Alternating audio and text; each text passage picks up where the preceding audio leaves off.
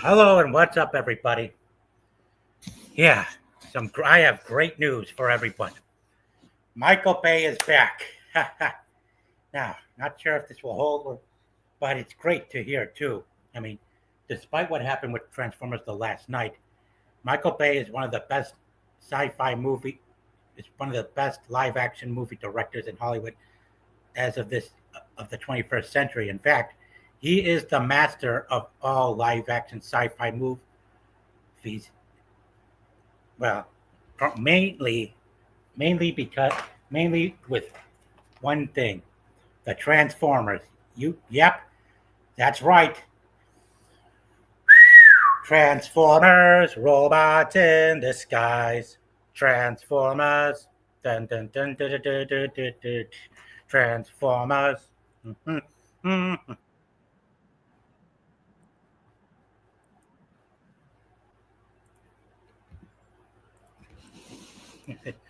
Yeah, yeah. I've been invested in Michael Bay's live action movies since I've seen the trailer to the to his first one back in 2007.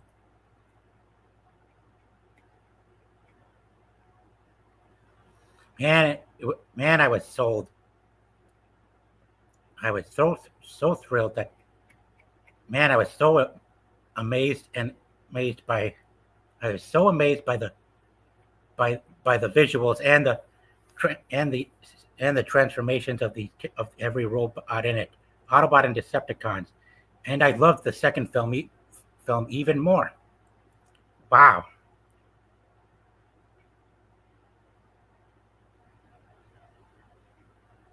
hang on.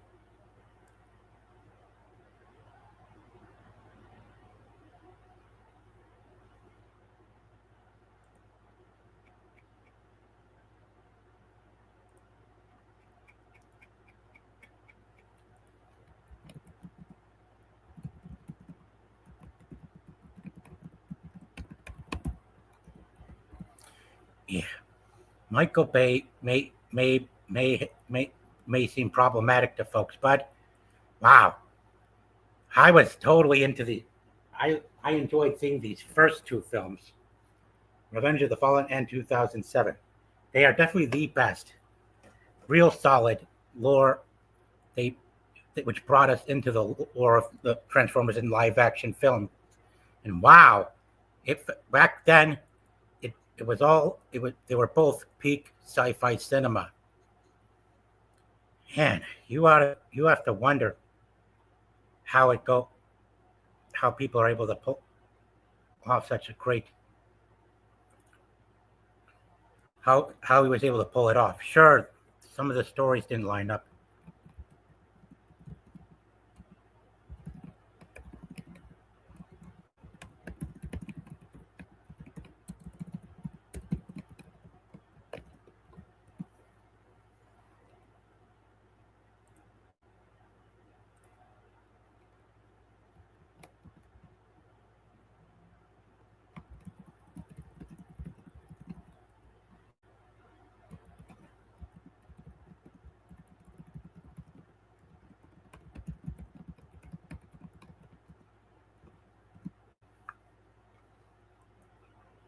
Hello. Yeah, the Bay Effect. Oh, and Spy, be sure to share the stream too. Have others come and check it out if they're around. Man, and I've been doing a lot of collecting too. I mean, take a look over there.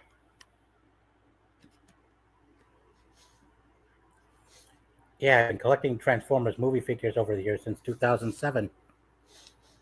And right there, you can see. Hang on, let me fix the screen. There. All right. There we are.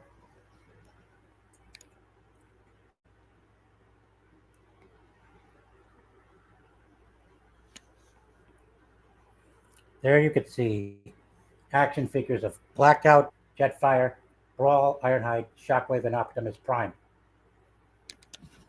Three Autobot and Decepticon characters that appear in the first film. Yeah, I was totally into the.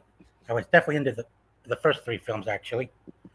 Yeah, yeah, yeah, they each had their own problems and stuff, but they were definitely worth watching.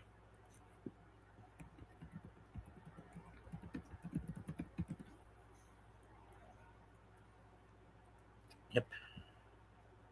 I mean, Michael Bay really outdid himself throughout his 10-year run as director, bringing Peter Cullen back to voice Optimus Prime, as well as bringing Frank Welker back to voice Soundwave in movies 2 and 3, and Megatron in the fourth and fifth film.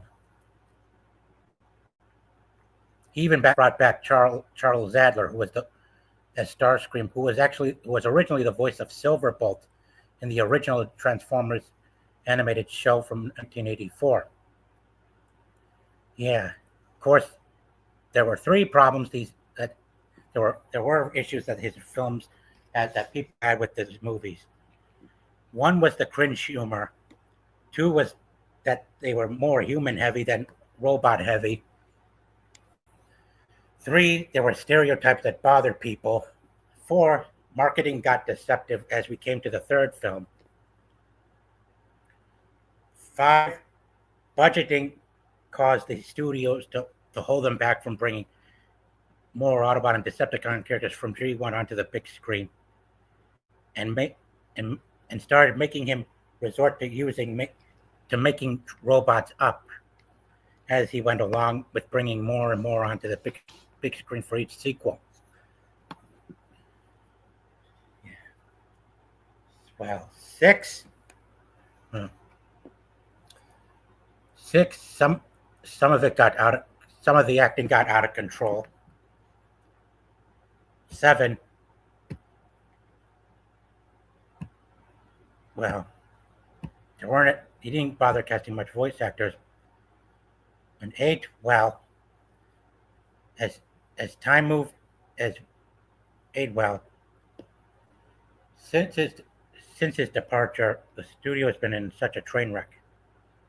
Well, eight. He did not exactly treat some of the most popular Autobot and Decepticon characters from the Generation One cartoon with as much dignity and respect as fans have in those animated shows. Yeah, and in this case, well, he didn't seem to treat characters like Shockwave pretty well, and well, the studios held them back from bringing more combiners from G1 onto the big screen. It made him take too many cheap shortcuts around what to include. Yeah, and, and it kind of felt some. Yeah, yeah. All studios have this issue when executives running them take too much control and become too much of a handful. But nevertheless, well done to Michael Bay, and I hope when he gets back, he will not just continue what we left off, but do a better job at improving. Focus on using characters introducing more characters that are from G1, and two, feel free to bring some back to life with all spark fragments like Shockwave, so you can treat him better and have his role be more elevated and lifting than the third. And as for Optimus Prime, no matter what happens, please, Bay, make sure if Peter Cullen doesn't make it, Michael Bay, please get Chris Hemsworth to fill in if Cullen's not able to make it to return. Don't cancel the projects or replace him with AI. Yes, I want Cullen back as Optimus Prime, but I am concerned about his health condition because by now he is old, and it's been 40 years since he started voicing Optimus.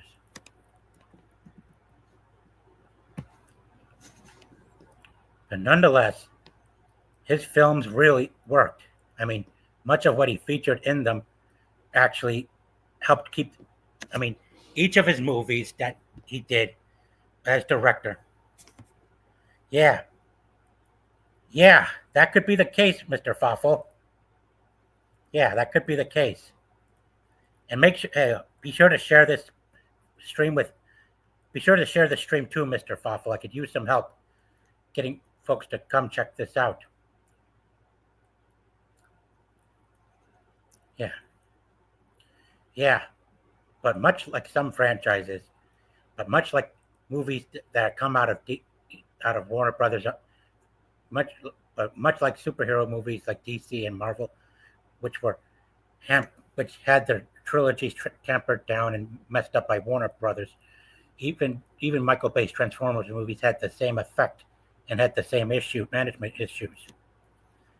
Yeah, particularly 3, 4, and 5 were kind of like the Richard Donner Superman movies and Tim Burton and Joel Schumacher Batman movies, with executives taking too much control and screwing things up. Yeah, and they were human heavy, but the action was worth watching.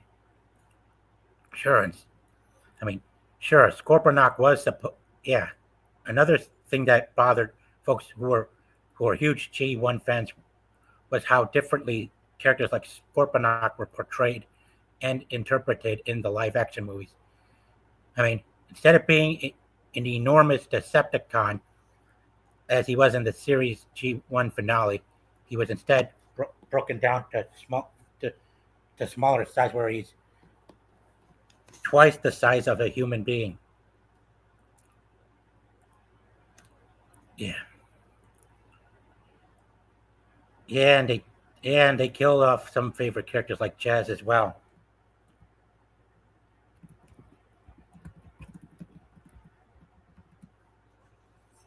Yeah. Yeah, it's a shame they wasted Jazz too. But he was trying to prove a point. I mean, he made Ironhide badass. Yeah, Ironhide worked. I still loved it too. It was really awesome.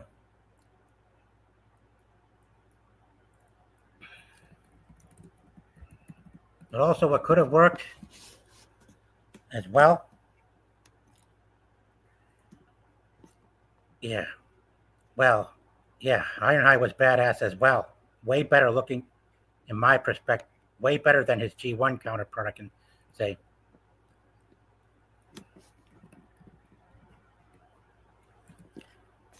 Oh, and also another problem is that was some of the credits and what each character was mislabeled as.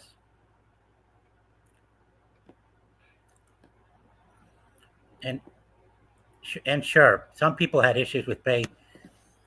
Oh, hi, Sean Franklin. Hi. Thanks for coming. Hi. Be sure to like, share, and subscribe. Yeah, every little bit helps. Yeah, Brawl. Brawl was also a member of the Combaticons, which which was a faction of Decepticon combiners that transform into military vehicles and form the juggernaut massive behemoth known as Bruticus. Yeah, as well as Bone Crusher. But at least, but yeah.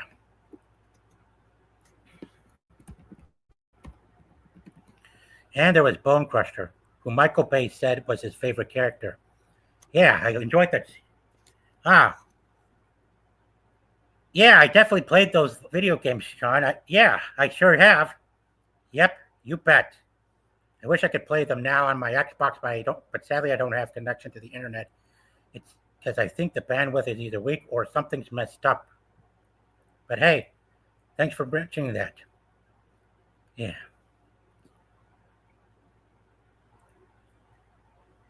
Yeah. Yeah. In the first film, the Autobots and Decepticons were treated as a mystery for humans to discover and identify. Also, some things that people weren't happy with how many characters. Some Autobot and Decepticon since the first movie have been neglected and turned down, and others were other Autobot or Decepticon characters ended up taking their place. For in this place, like Barricade, many say that the police vehicle he transformed that he transforms into was supposed to be the Autobot Prowl. But yeah, I'm sure there were multiple reasons. But hey, I didn't mind that. I mean, I loved it. I didn't mind the color scheme to his vehicle form either. I mean, Prowl was a white police car. Barricade was black in the first and third film, but then they made him look like so identical to Prowl in the fifth one. Yeah, that's a very good question, Sean. Yeah, I don't know what happened to Sideswipe after Dark of the Moon, but he was definitely voiced. Yeah, speaking of Sideswipe, yeah, he was quite cool as well. Yeah, Sideswipe. Yeah, it's quite interesting that that they also featured not just him but also the Decepticon known as Sideways, who I've been familiar with since watching Transformers Cybertron. Yeah, and they had Sideswipe take Sideways out while the Decepticon ladder himself was still in vehicle form, was still in his car mode, and was by slicing him in half with his own blade. And that was cool. Wish there were also more of them. And I wish they, but also there was another thing that had problems with, and that was RC. I mean, don't get me wrong. Sure, I enjoyed seeing these RC Chromia and Alita 1, but yeah, my main issues were they didn't get as much screen time as Bumblebee, Optimus, Jetfire, and the twins, as well as the fact they had to make Great Lyle voice all of them like they were in some kind of a rush or something. I mean, why couldn't they? Yeah, even why couldn't they also include other women to voice them? Yeah, yeah, quite amazing too. Yeah. Oh yeah, and Tyrone Magnus, he obviously had issues with the movies as well because they were too because they were deviated from G1.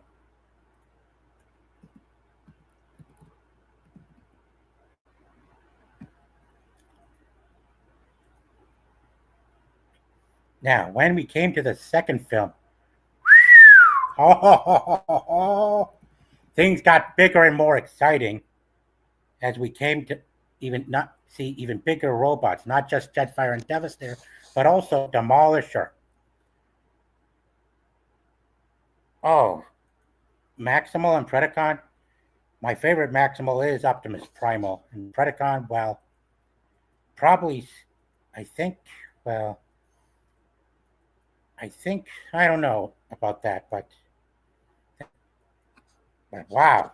I mean, bringing in bigger Decepticons like this, wow. Now that's cool.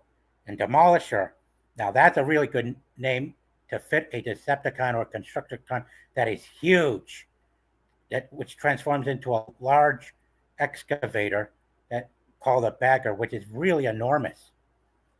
Yeah, and watching Optimus and Ironhide hunt and shoot him down was really wicked cool.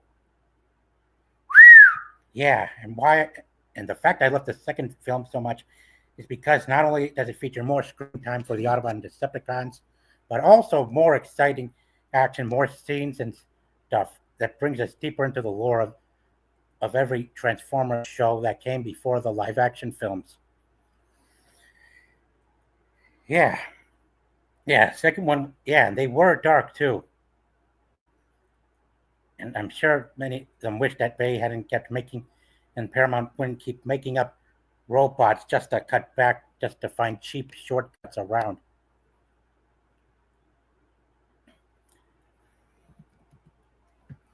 But here is the Decepticon that truly reeled me right into the franchise.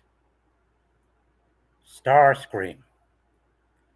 Yep, known for being Megatron's second in command, who spent years trying to replace him as leader of the Decepticons. Yep, Charlie Adler, who voiced Silverbolt in the first Transformers cartoon, was cast to voice Starscream in the live action films.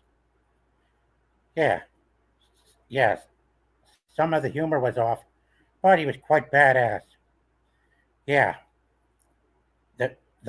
yeah, And if I remember watching post-credit scenes, yeah, yeah, the movie from 2007 was by far the first movie I remember watching that had post-credit scenes. Yeah, and two of them featured Sam's parents being interviewed and Starscream flying out of Earth's orbit and into space to rally back with the Fallen and other Decepticons on one of Saturn's moons. Yeah.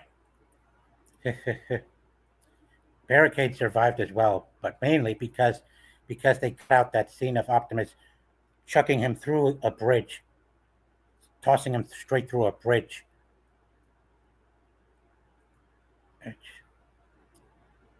Yeah. And Scorponok having fled the Battle of Qatar going underground. Yeah. Barricade's been absent for yeah. Yeah, they killed Megatron in the first movie, but because of how popular he is for being leader of the Decepticons, Michael Bay and the studios were absolutely correct on bringing him back. But also, what also surprised me was was the return of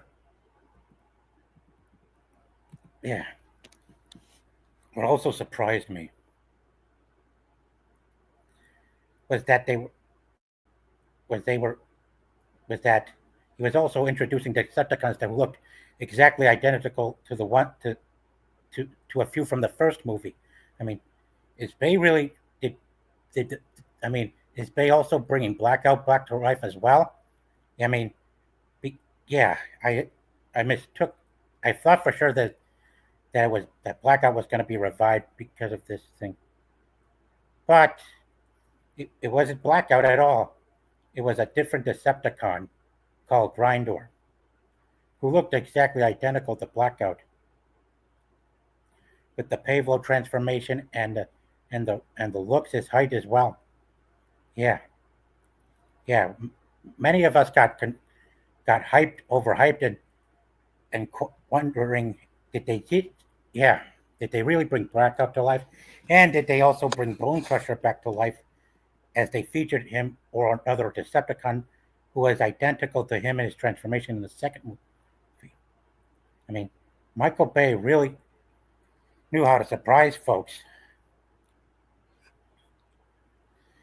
Yeah, but yeah, of course, his movies also elevated the popularity of another bot who's been around since G1. And this first movie is what makes him super iconically popular. Ta-da! Bumblebee! The unforgettable Bumblebee, which I like to call him.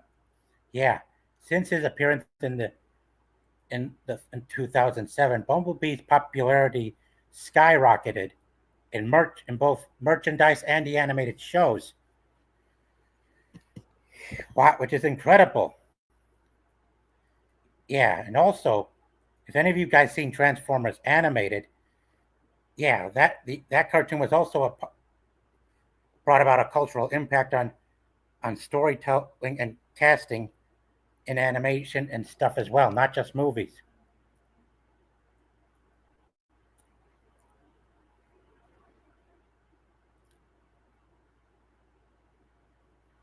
For now, let us take the break.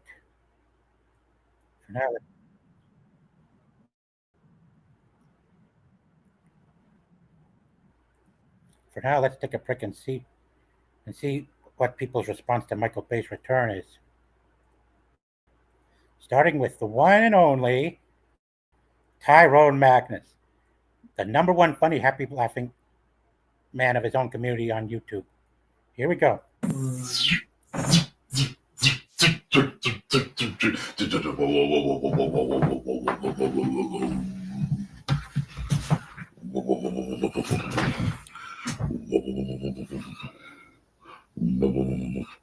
Before Bayformers began, there was G1.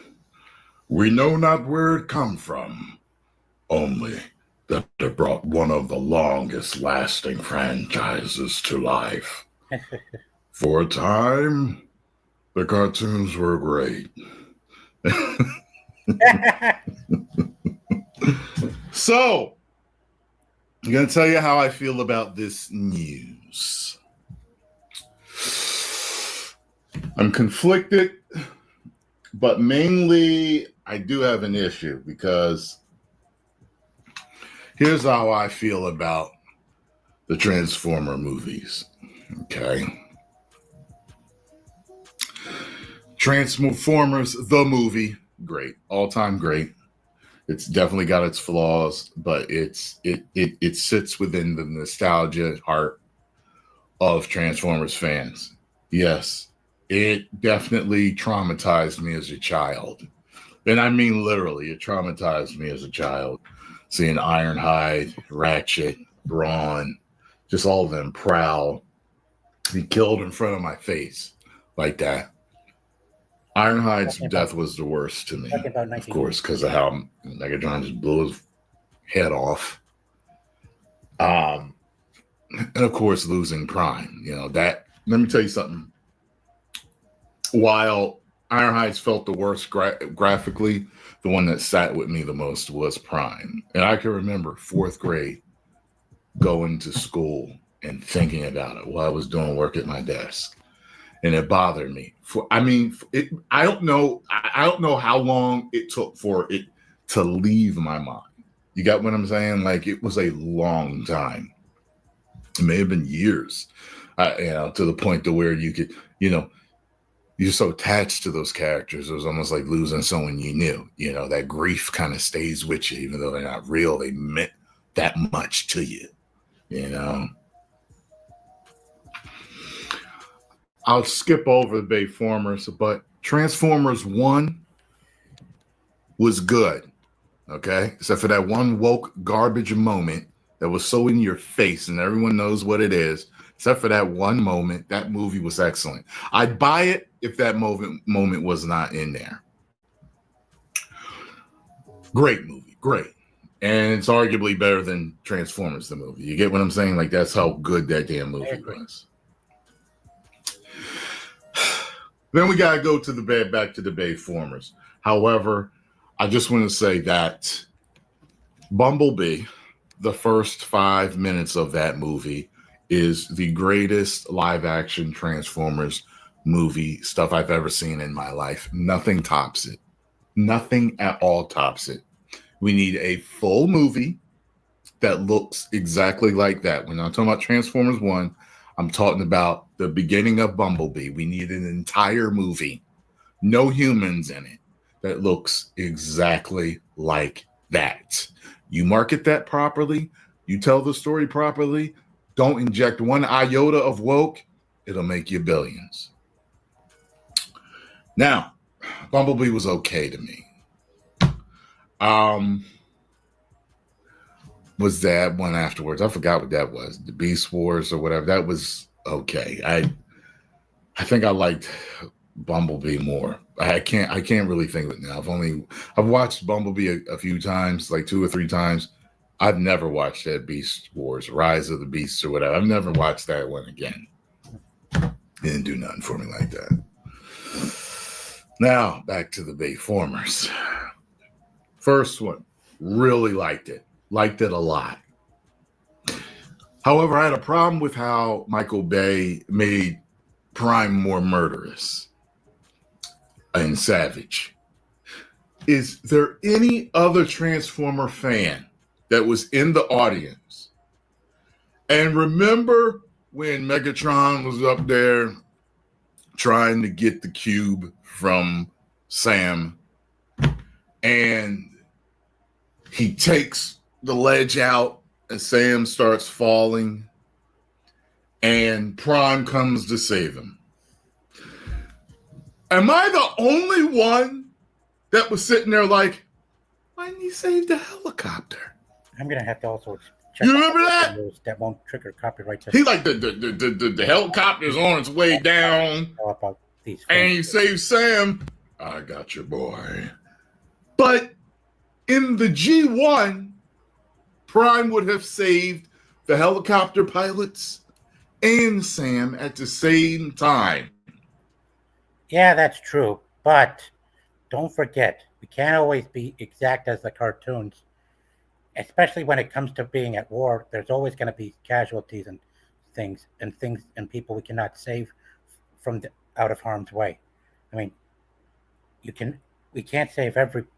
I mean, the reason that Optimus couldn't save the guys in the chopper but could save Sam as how it was done is because they can't save everyone. It's not as easy and simple as it would be in a cartoon. Yeah, cartoons that are for kids ages 10 and under. But but in the movies, it's a whole different story. Got to show just how, especially how Michael Bay had the Autobots team up with survive with with a with an American Decepticon hunting military organization called Nest, led by survivors of blackouts attacking Qatar. Yeah, there was yeah, sure. People will say that the Autobot teaming up with the military against Decepticons is all about this and that. But hey, it made the films worth watching too. And yeah, can't always expect everyone to be saved because that's just how life is sometimes. I mean, depends on how it all depends on the magnitude of a situation, especially dangerous ones. Yeah, sure. Bay may not have been 100% faithful to G1, but he was faithful on some of the key takeaways of G1, and that is Optimus Prime, as well as Bumblebee and Megatron. That was like one of the first times where I was like, oh, this Prime is different. And of course, when he was fighting, who was it, Bone Crusher? And it took his head right off. I was like, whoa, that was brutal. Like, Prime was never that brutal. You know what I mean? So there's that. So I liked the first one, but I knew I was getting something different here. Besides the designs that were different, I knew I was getting something different here. Yeah. The second one, I enjoyed, and I'll tell you why. Everyone hates it, but yeah, the second one was the best. Because I'm such a Prime fan, they made him such a badass in that it made up for him being weaker than Megatron in the first movie. Yeah. It was never like that in G1 cartoons. You're talking about a cartoon fan here. I'm like, yeah, but there's also another thing. Michael Bay was faithful to the G1 cartoon when doing his live action films regarding the roles of characters from G1 that appeared in the live action film.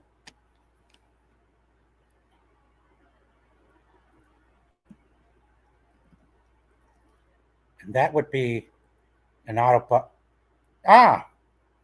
Did you know Transformers have own con called TFCon? Yeah, of course I do. I've known that since going on some of these forum websites back in the early 2010s after seeing Revenge. Well, I believe it was back in 2008 or 9 before Revenge of the Fallen came out. I might have known that for a fact, Sean Franklin. Thanks for bringing that up.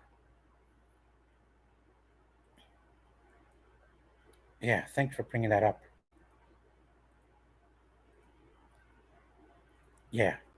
At least there was another Autobot that Michael Bay was faithful for when bringing him onto the big screen, and that even though he was not exactly like his G1 counterpart, to me, I feel like this has made him look cooler, despite the fact that he made them look old, cranky, and comical at some times.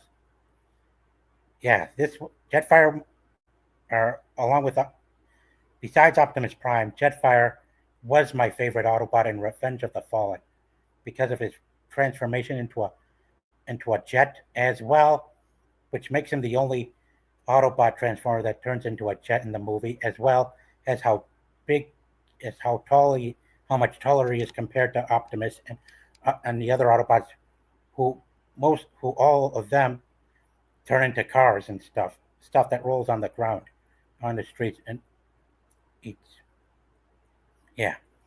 Mark Ryan, who voiced Bumblebee in 2007, returned to voice Jetfire. And to be honest, I kind of loved his voice acting in Revenge of the Fallen. Of course, I would have loved to hear Clive Revel having been the one to voice him in the movie. I mean, the actor who originally played Palpatine in Empire Strikes Back, who had also voiced the Insecticon called Bombshell that turned into Cyclonus by Unicron. He could have also come. He could have also voiced him in the live-action films as he did in the video game adaptation back in 2009. And I'm glad Jetfire got to kill a few Decepticons before he sacrificed himself to revive Optimus.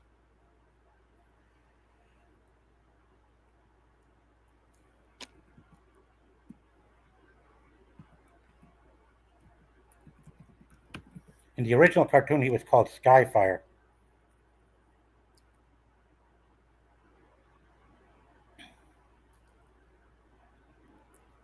Yeah, Jetfire was able. I loved how Jetfire took down Mixmaster, overshadowing him with his height. Yeah, here's Mixmaster, a Constructicon who was nice enough to bring into the movie because Constructicons are the most popular combiners in the Transformers franchise. Yeah, he may not have had any voice lines, but man, he was sure badass too.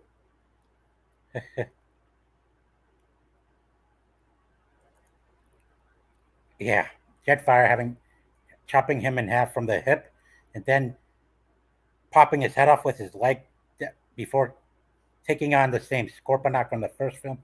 That was cool. Yeah, and we were glad to also have Scorponok back in Revenge of the Fallen too, to help fill in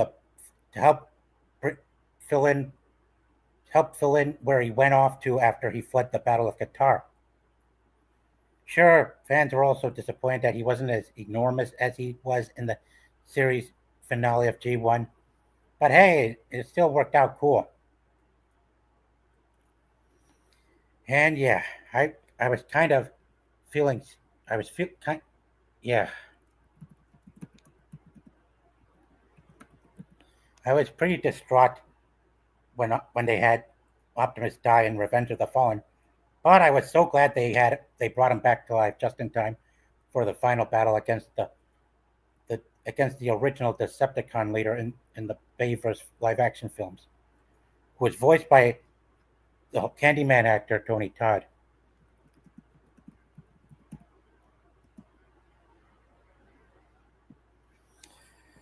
Yeah, the Fallen. Yeah, a fierce, fierce master and original Decepticon, voiced by Tony Todd, who worked with Bay 12 years ago before Revenge of the Fallen in a movie called The Rock, where he was one of the bad guys that was sent flying on a rocket by Nicolas Cage. Wow. Yeah, it's a pity they didn't they didn't give his character that many scenes in the movie. But if there's a director's cut for Revenge of the Fallen, I would definitely campaign to get Paramount to complete, develop, and release the full cut to Michael Bay's second Transformers film that came out in 2009. How about you guys? I'd say it'd be worth a shot. I mean, C.S. the director came across a clip featuring scenes of Optimus Prime fighting Grindor, Starscream, and Megatron in the forest that weren't seen in the theatrical cut. And that's pretty awesome. Now, let's get on back to Tyrone Magnus and hear what else he's got to say about Michael Bay's return to helm the live-action Transformers movies, which are in serious need of revival. What do you mean if you can't defeat Megatron, shove the cube in? Yes, you can beat Megatron. Like, what? What are you talking about? Like, this isn't, Prime ain't scared or worried about losing to Megatron? So the fact that he made him such a badass, and it must have come from complaints. It must have come from complaints. People like, agree. what the hell are you doing, babe? Like, Prime ain't no punk. So that's the reason why I like that. I recognize that it's a bad movie. I just know that I like those parts, seeing Prime fighting and everything. Now, give me your face. Yeah. I rise, Yeah. you fall. Hashtag it, guys. Oh,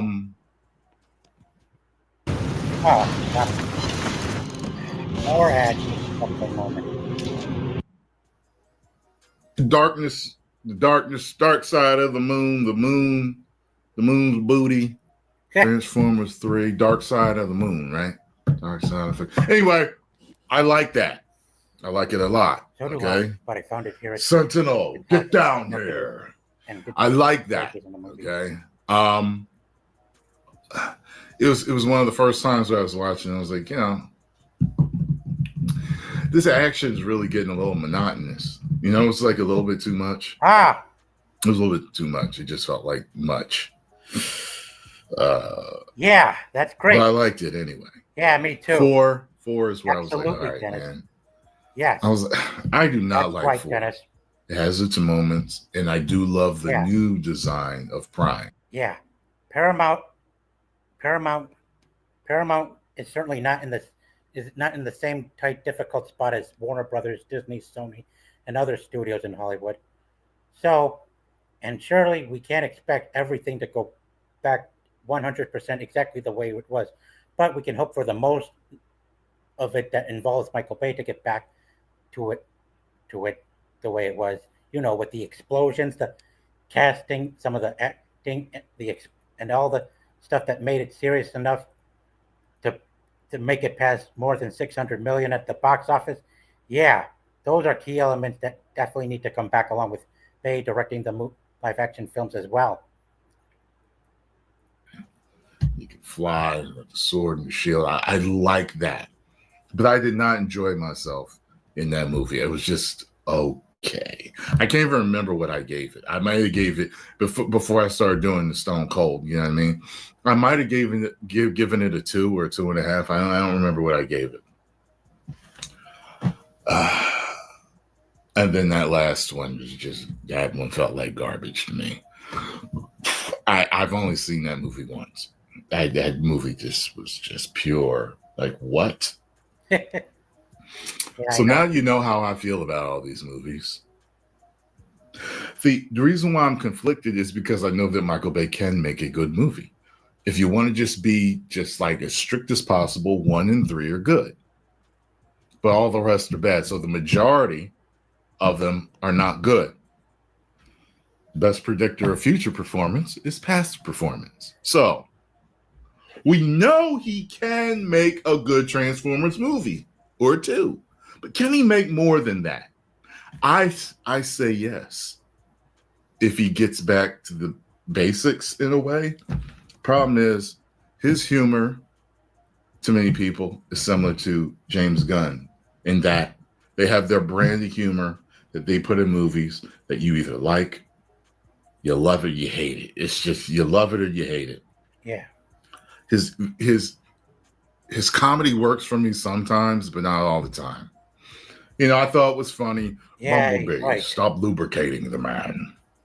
But those whole stereotypical gold-toothed black Autobots, that was so stupid. Yeah. So stupid. Yeah. I was like, what are you doing? Yeah, I hear you.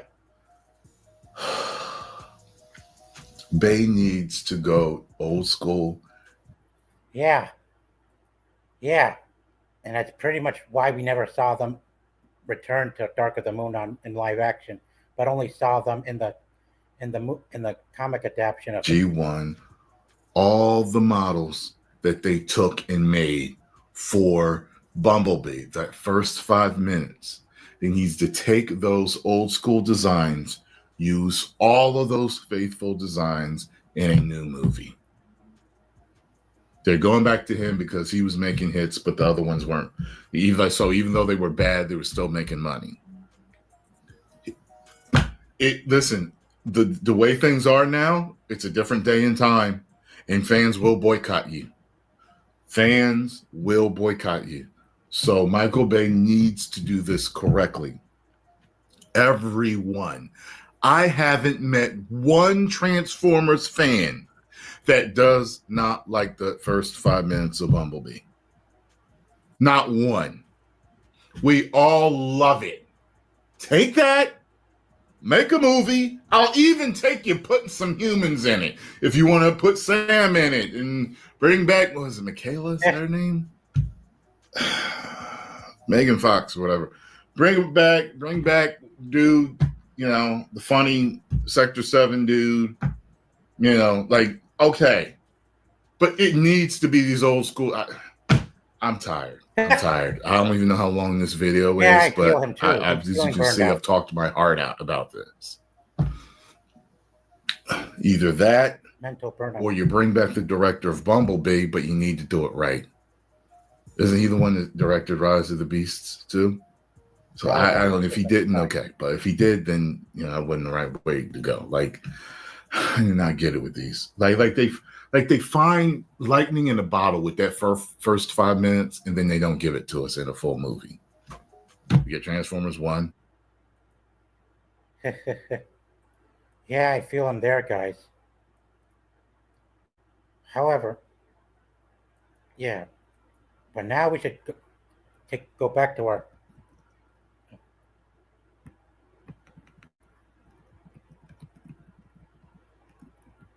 Now let's go back to last night's stream with Lethal Geeks podcast and check out their. Let's get back to the people.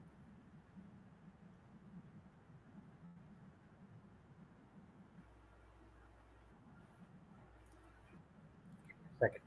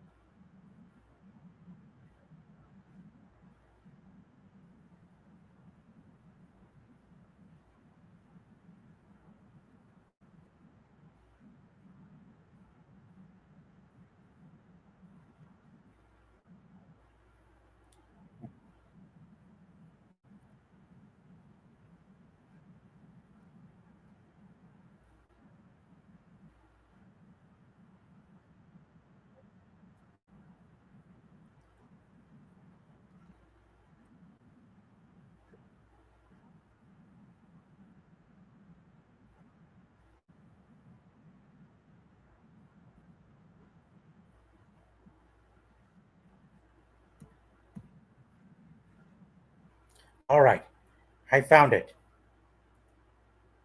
Okay. Now, here we go. Here's what I've been waiting for last night. Discussion on the live-action Transformers movies and Michael Bay's return. Article. Let me know when y'all can see that. Michael Bay. I'm so happy he's coming back to do.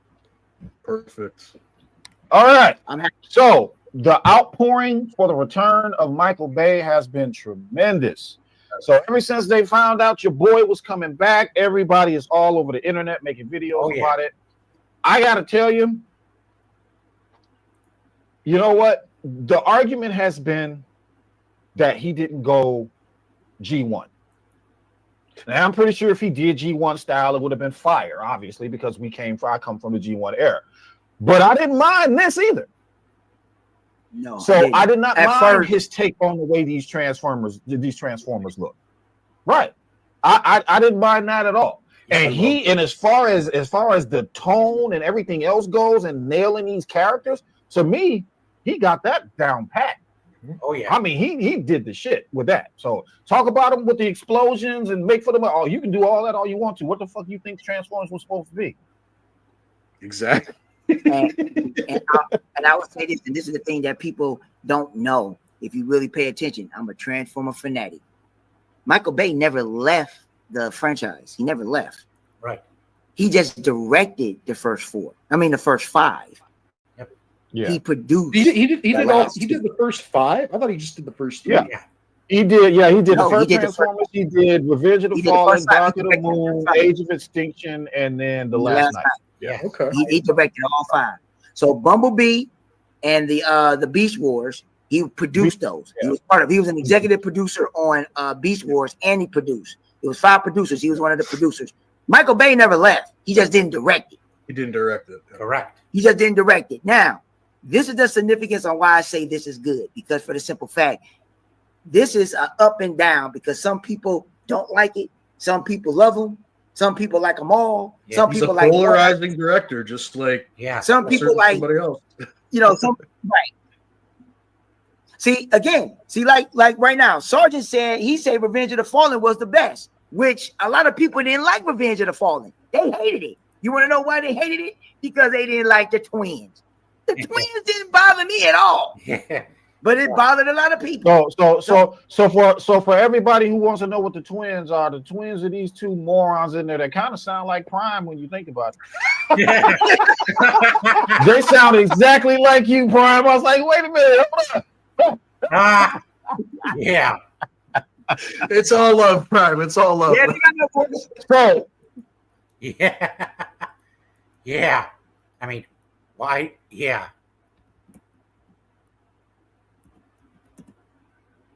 Let me look this up.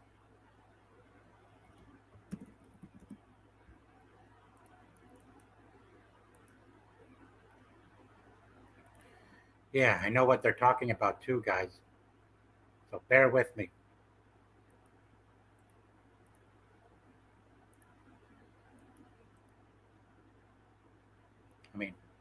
I mean, look at this. You see this here? I mean, check out the score. If you guys see this, I mean, the critics score on Rotten Tomatoes is completely outrageous. Sure, the audience score I can understand, I can resonate with, but the critic score, get the F out of here. Come on. You really don't, yeah, it's quite polarizing too. The way they went, I mean, really, yeah, critics, yeah, it was quite polarizing. Sure, but it didn't stop the movie from beating the first one at the box office, now did it? But also, we should take a good look at the twins.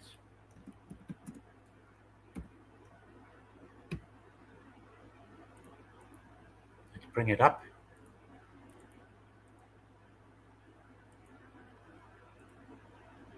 Yeah, the twins. Skids and Mudflap. Yeah, folks had problems with their looks. Yeah, but I didn't mind them either. I was glad they actually got a green Autobot for the first time in the live-action films in it. Yeah, and they were kind of annoying too. And they called them stereotypes because of how disfigured their faces look. Yeah, they started off as combiners before turning into two separate vehicles later on as the movie goes forward. Yeah, and some of the cast line rooster has changed as the movie goes. More casting characters come and go. But also,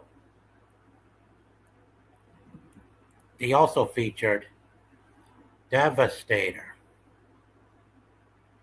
Yeah, they even featured Devastator, who looked more like a giant gorilla dragon instead of his actual G1 figured self. Of course, Bay had his reasons for making him look different compared to G1. And it's obviously because they wanted to make his adaptation more realistic than that of the cartoons. Anyway, Devastator's role was brief. It involves him breaking the Pyramid of Giza apart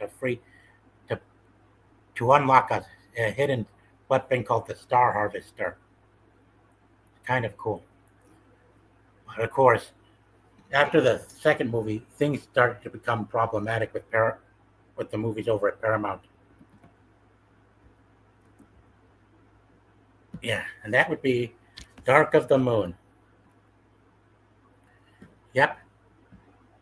The movie where much of the franchise definitely started to go south, where things started getting more controversial and irritating. Lying to people about certain characters' roles in the movies just to get people hyped up and not have them being treated with as much dignity as they were in the cartoons. For instance, Shockwave. The main issue is they purposely mismarketed him, and they did not have him stand out well like Megatron and Sentinel Prime as a villain. They cut too many scenes of him out as well. I mean, he had a driller, a giant worm, big enough to destroy a city in one day. That was big enough to destroy a single city in one day. Yet they made him. They didn't. Yet they went with Sentinel Prime and Dylan Gould. And it bummed me out too. Still, most of the movie was good, but the way they handled Shockwave, very disappointing. That's where all the deceptive marketing, the issues with the marketing on the movies began, folks. Wow. And Rocket Raider told me that, yeah, and the studio's executives got lazy and greedy and felt like finding cheap shortcuts around. Yeah, I saw it. Skids and Mudflap were killed by Sentinel in the comic, but they didn't show Sentinel killing the twins in the movie. They were obviously cut out because of the negative reception on their appearances. Yeah, I saw the adaptation, but it kind of spoiled things for me as well, as Wikipedia and sites leaking the plot of the movie online ahead of its initial U.S. movie release in theaters. But it wasn't the first to ever have their plots leaked in comic book adaptations. Yeah, Sentinel Prime was voiced by Leonard Nimoy. Yeah, Leonard Nimoy died the year after he voiced Sentinel Prime because he was old. Yeah, he was the same guy that voiced Galvatron in Transformers the movie in 1986. While we know him for being Spock, of course. Yeah, my main question is to Michael Bay and is this: why did you lie to us about Shockwave? Why didn't you make him that actual main villain, as you said to him? Why lie to people, even if it made $1 billion from all the visuals and stuff, as well as the plot? I mean, why didn't you treat him like a badass with enough screen time as Megatron? Why did you waste him, Michael Bay and Paramount? What was the reason behind not making him a badass with plenty of screen time, like Megatron and some of the other Decepticon lieutenants that follow him? Yeah. Clearly, we know most of the reasons involve budgeting, but what was going on? Heck, and if he does continue where he left off, he should consider bringing Shockwave back to life. But also, if they can bring this version of Shockwave back to life to aid Megatron again, they should have him voiced by a different actor instead of Frank Welker. And I'm thinking Ed Skrein. And I'm thinking they should cast this guy, Ed Skrein, to voice Shockwave in the live-action sequel to The Last Knight, if they look to bringing him back. Because, I mean, if any of you saw the second film of how they brought Megatron back,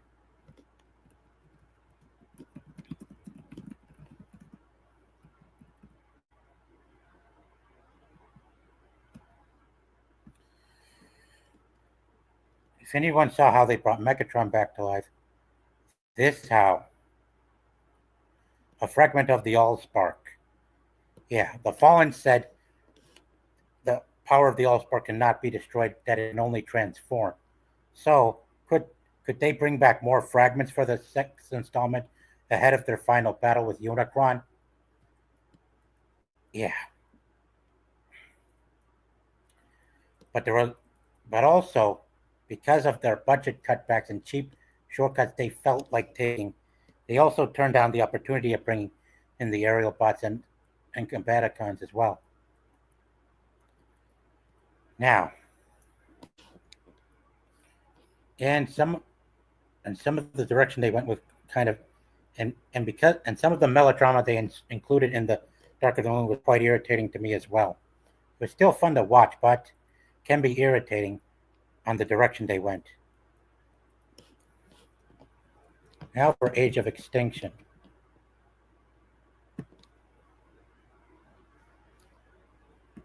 Yeah, the fourth installment of Michael Bay's live-action Transformers films, which finally brought in everyone's fan-favorite G1 subgroup of robots, the Dinobots. It's a shame they didn't give them voice actors in the live-action films like they do in the cartoons, but they were still badass. Yeah, this film had had some deviation from the first three. Yeah, clearly, Michael Bay replaced Shia LaBeouf with Mark Wahlberg because, obviously, I think for obvious reason, had to do with some folks getting ticked off by the humor in Dark of the Moon, and they feel like having someone who was more tough, which is why they decided to replace him. And I'm sure it had nothing to do with any of Shia LaBeouf's mental breakdowns. Yeah. Sure. And I was glad that he finally introduced an Autobot that I've been waiting for since he started the franchise, that was Green. And who was also voiced by a guy that I've known since watching Emperor's New Groove and Monsters Inc. in 2001 and 2. And that's the Autobot Hound, voiced by your one and only John Goodman. I loved what he transformed into, but it kind of felt a little odd that they wanted to make him look 100% like Bulkhead because of how popular the character.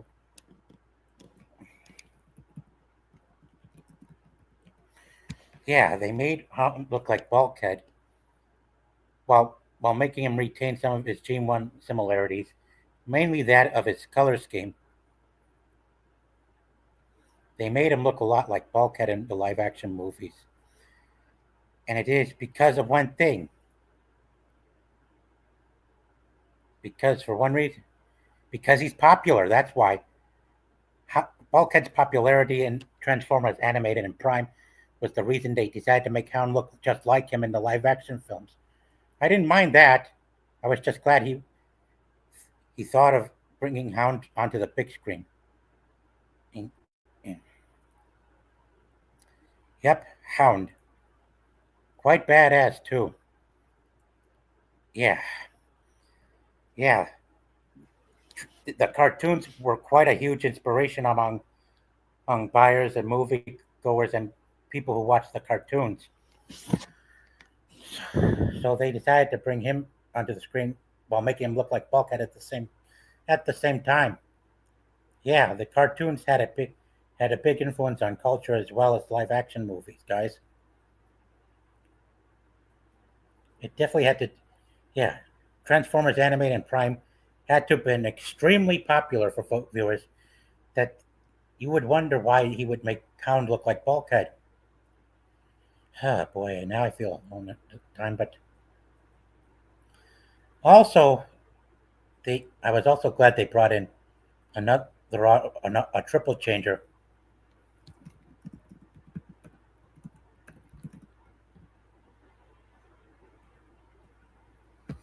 called Drift. A Japanese Autobot who can transform into a helicopter and a car. Yeah, this was definitely because of the inspiration of Prowl from Transformers Animated, and not just the publishing from IDW Comics.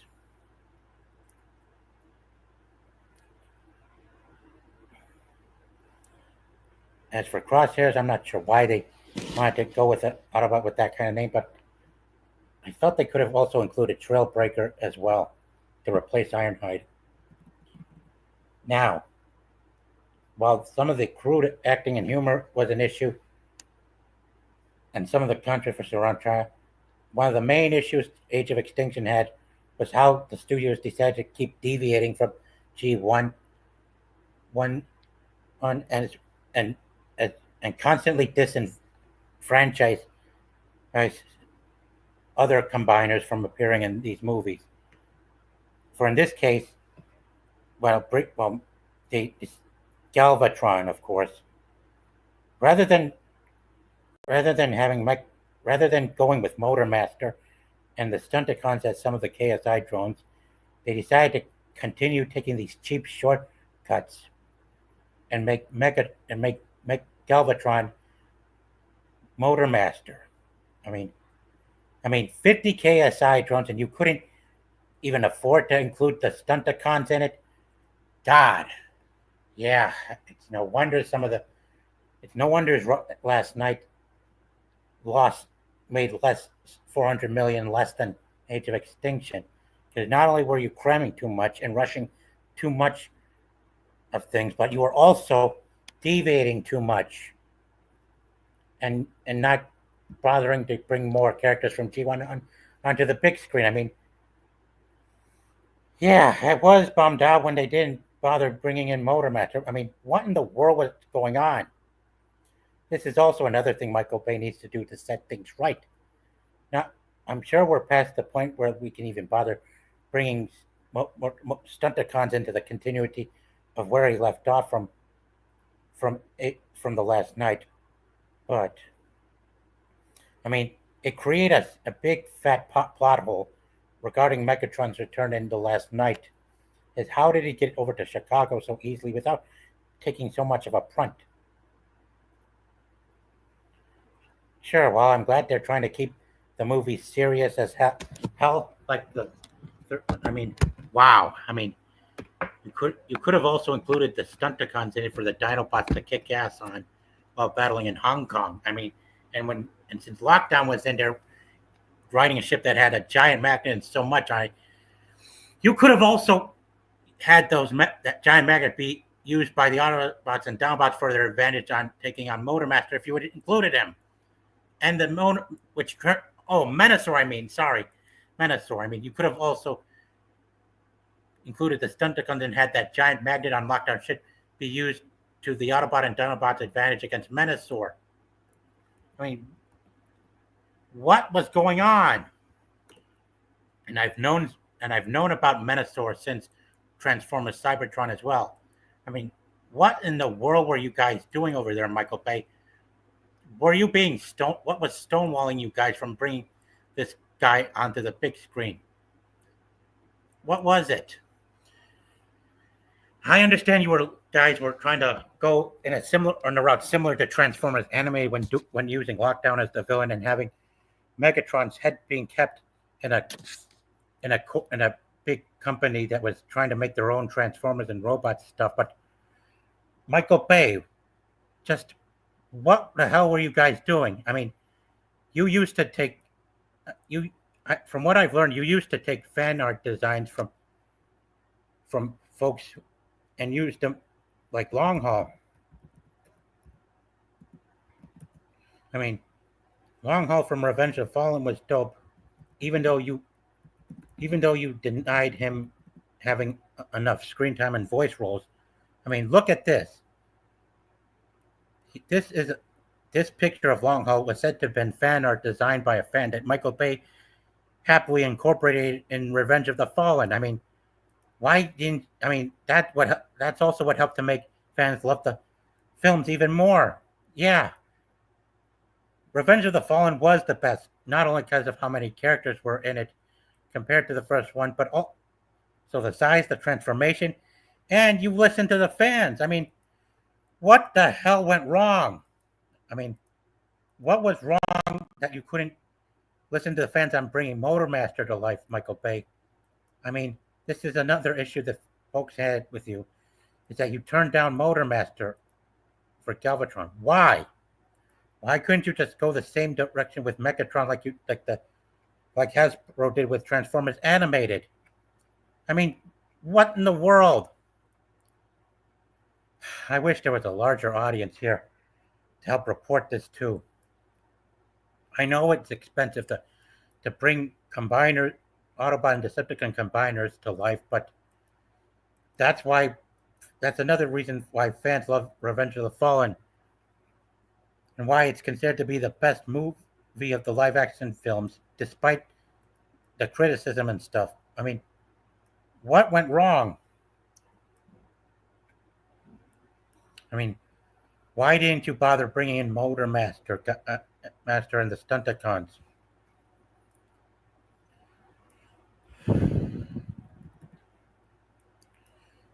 I would like to hear people's thoughts on why they kept turning down more robots from G1 for made up stuff. Lockdown was the villain for the fourth movie. He's a bounty hunter who was not aligned with Autobots nor Decepticons. Yeah, he was badass, but he wasn't as cool. But his vehicle was not as badass as the cartoons. I mean, what else was going on that you couldn't do the muscle car or that make him look badass and wicked like the cartoons either? Wow, man, I'm feeling.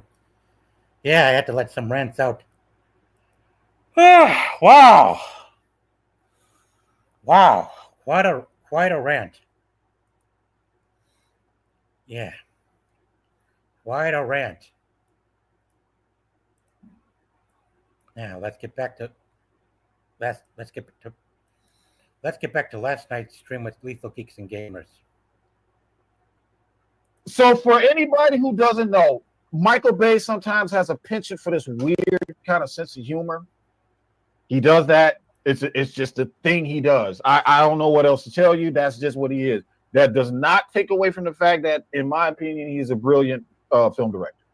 He is. Yes, Michael Bay. So, he's one of my favorite. Yeah. So there you go. So but I'll say this: if you want to get a real Transformer film, and I think a lot of people that's in the chat, when I say this, and I think y'all are going to agree too. If they decide to go ahead and make a strictly Transformers and he comes back with just a new universe and have it the way the beginning of Bumblebee was, if they do the movie the same way the beginning of Bumblebee was, you will have a big eruption of Transformer fans to be like, well, that's what it should have been in the first place. Do y'all remember what was in Bumblebee at the beginning? Yeah. If they do it like that, yeah, and they bring us that, I love the Bayverse. Don't get me wrong. But yeah, the shit was visceral, homie. Bumblebee barely got away. Yeah, that shit was tight. Right. If it looks like that, dog, trust me. That's the thing that we wanted in the day in first place. But we probably won't even get it. But if we do get it, you know. And there's so many directions that he can go. I'm really looking forward for, the crossover with the Transformers and G.I. Joe. I'm looking forward to that. I'm really looking forward to that. Oh, yeah. I'm really looking forward to that. I'm really looking forward to that. You know what? That's a crossover. That's actually a crossover that I will watch. I will watch that one right there. You know, I think that right there being forced. I think when y'all didn't watch the Beach Wars. I can't even think of the goddamn movie, but it's the last one. The Beach Wars. Rise of the Beast. Rise of the Beast. That's Rise of the Beast. Yes, because at the end of it, if y'all know what happened at the end. So so that's where they was going. That's the direction they was going. They're gonna team up with G.I. Joe, they're trying to do the whole cinematic universe thing and incorporate. Well, you know what I wanted them. You know what I that. wanted them to do, sort of like Dark Side. I really wanted them to. I wanted to see on screen an actual VFX version of Unicron, the planet transforming and messing up Cybertron. I want to see that. Well, you got to remember in The Lost King when it ended, Earth. This is the only gripe that I didn't like. I wish Michael Bay didn't do this in the way they wrote it. They actually had Unicron integrated with Earth, buried into the right. Yeah, that was just like that was his horn sticking. That was his horn sticking up, and I was just like, wait. That work. No, I don't want to. I want to see Unicron. I want to see Unicron. So where was you going with that? But then they stopped it. So if Michael Bay is going to continue after that, you're going to have to do some major writing to explain that. Yeah, I think, you know what? I think he was. I think his next movie, was going to be Unicron somehow coming out of Earth or.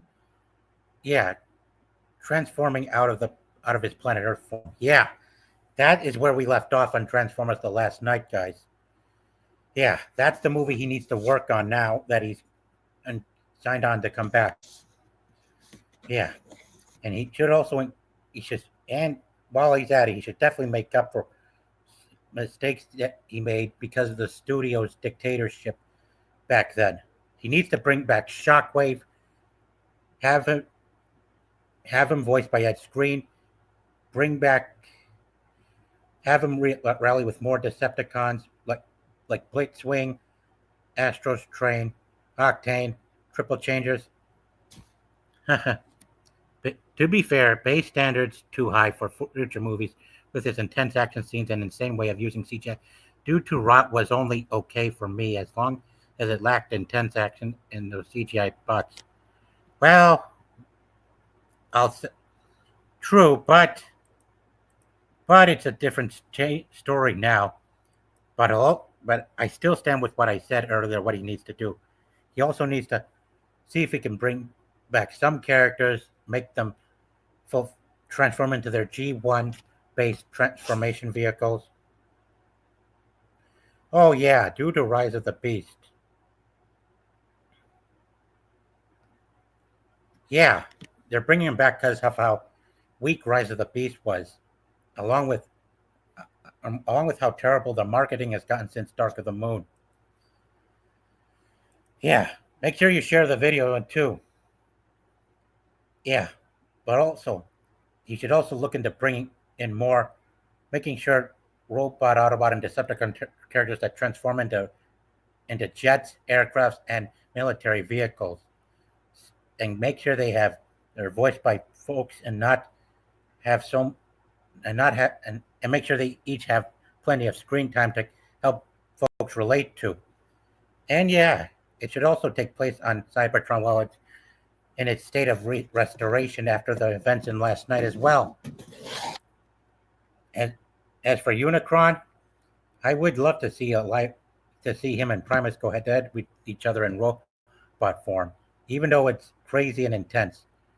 It was quite obvious that the reason Bay did that was because, for some reason, Paramount felt scared. Not sure if it's because of the budget or because they were being lobbied into rehashing stuff from the cartoons that seemed to have resonated well with people that watched the 3-part season 1 finale. I mean, that's pretty much where they got the idea of making Unicron Planet Earth from, guys. That's all I can think of. I don't know what the fuck he was gonna do, but yeah. You guys can really see the generational difference here. How you two are losing your minds over Transformers right now. I love it. I love it, bro. I love it. Here's what I want to say real quick.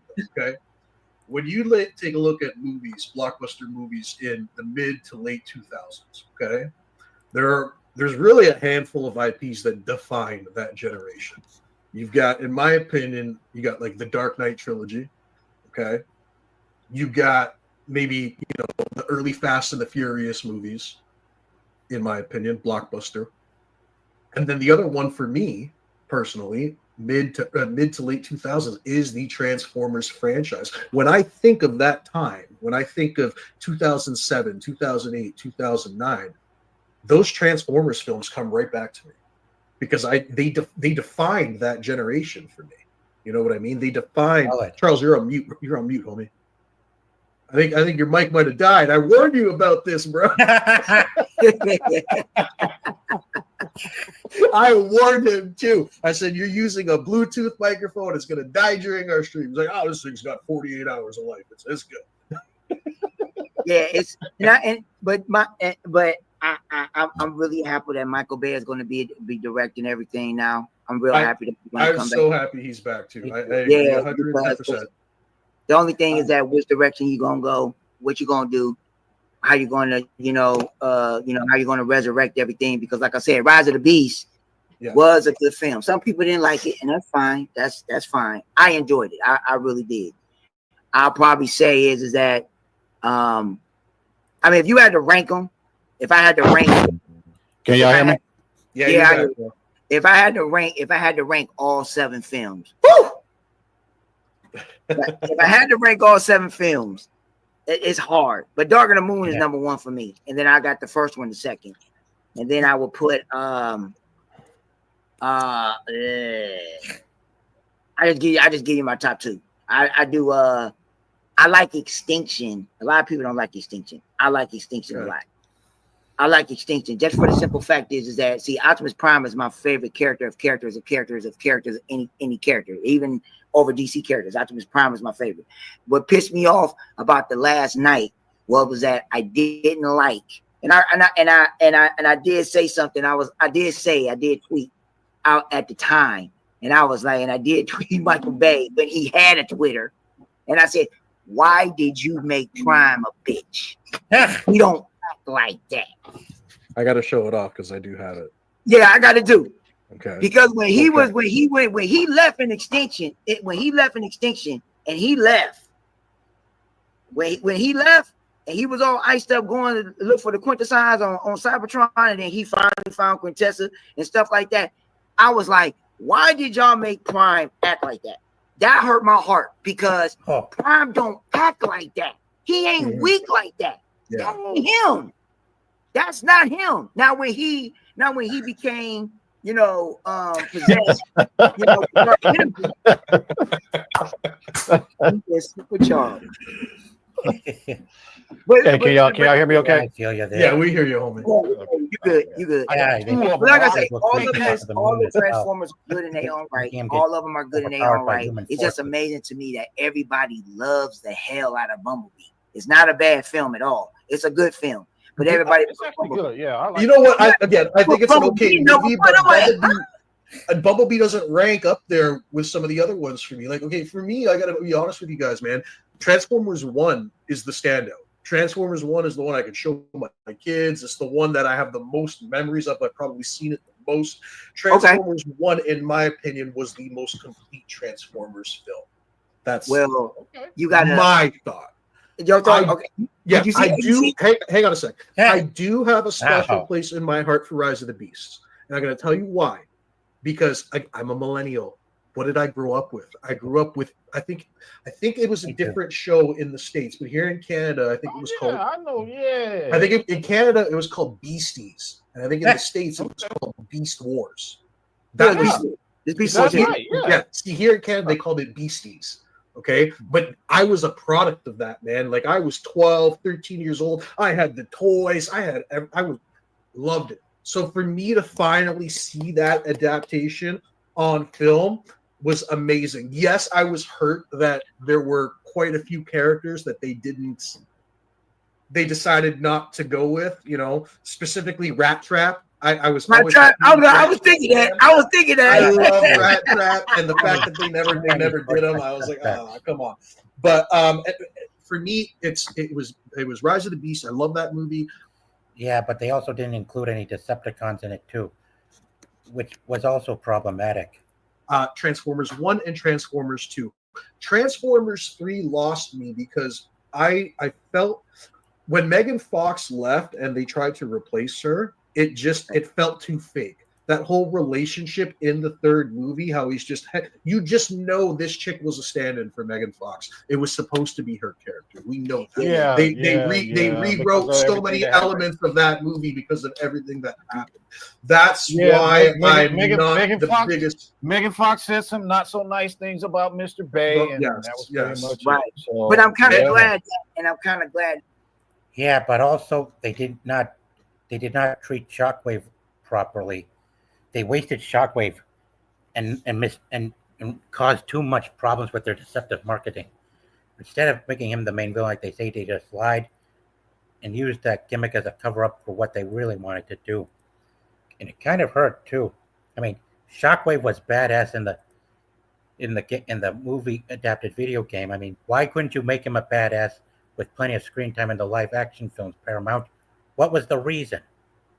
And I would love to know, guys, why did they choose deceptive marketing and laziness over being true to their word? But when he brought her in, he actually named her Carly from the actual show. Yes. No, yes. He did name her Carly from the actual show. So I was, so you bringing in Carly? Okay. I really want him to bring back Shyla. I know Shyla has had an interesting past with the entertainment industry, but he's done some really great films these last few years. Talking about Shia LaBeouf? Yes, Shia LaBeouf. He's been doing a lot of like independent style films, and he's been killing it on that scene.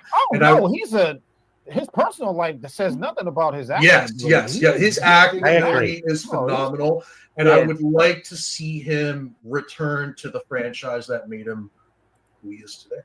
So do I, guys. I mean, Shia LaBeouf, he had that TV show back in the day, but it was Transformers that really made him a household name, in my opinion.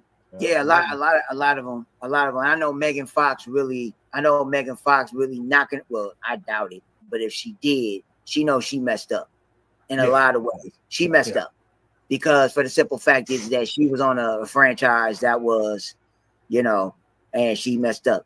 I mean, but she did get back in good grace with Michael Bay. Yes. She did get in good good grace. She ended up doing the Ninja Turtles with him, right? Yeah. She was April O'Neil. She was in the Ninja Turtle. So my thing with that is that I can tell you right now. And I did love the Ninja Turtles as well. I loved how they incorporated Shredder and the Turtles and got them to be more flexible with the fights. The problem with the second film was that it was rushed. They should have just waited till 2017 to release the film to make it work better. I mean, they rushed it too much. I mean, the cringe, all the humor in that second film and stuff, trying to make it look like the old days. My God, they dropped the ball. If she'd have did that to James Cameron, I don't know if y'all know, but James Cameron don't play that shit. No, she would have lost her job. He ain't. He would have. He doesn't. No, is it James Cameron? Which one of them is? I think it's him.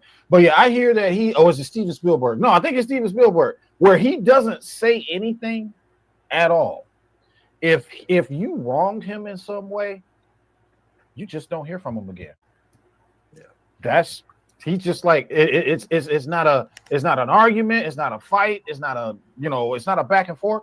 If he was wronged in some way, if you talk bad about his film, talk bad on set, he was like, that's it. You just didn't hear from him again. He literally just left you on read, basically. Yeah. He's on Steven Spielberg. I think about Steven Spielberg. Yeah. It's Steven Spielberg. It's Steven Spielberg. Yeah. So he's just the way he works, man. That's how he gets down. So, but when it comes to this, I am so excited that Michael Bay's coming back to directing. And it's funny because I think I saw this post on Twitter that really correlated this whole situation with what's going on with DC. Well, time to stop there. Not the stream, guys, but from looking back at their clip. Now, I was also the Doolies had a watch along for Revenge of the Fallen, which I requested back in January. I don't know if it would approve of me doing a stream on their member video because when it says members only, but it's kind of risky too. They don't usually talk much about Transformers on their streams. They're mostly into talking about what goes on at Warner Brothers and DC, as well as everything at Disney and Marvel these days. And I did offer them to join me on panel with others to talk about the original animated series. I don't know why they don't want to spend. I don't know why they gotta make their. Never mind. I'm not gonna bring that up. Anyway, but we'll see. Yeah, I remember back.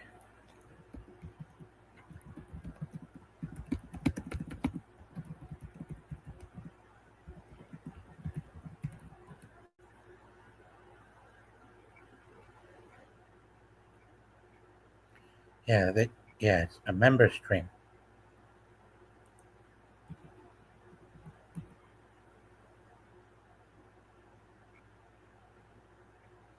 I think it's gone.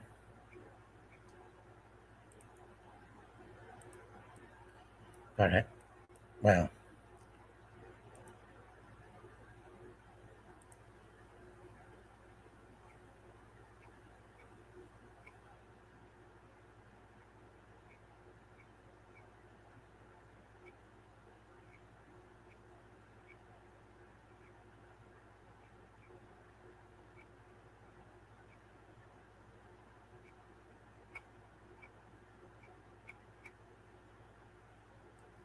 Here it is.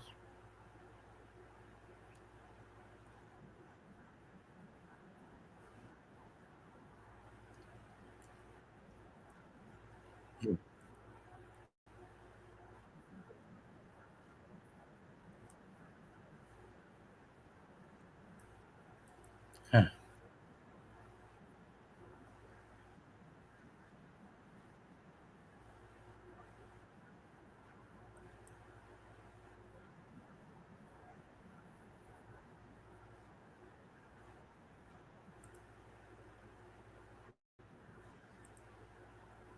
Yeah, I did a watch.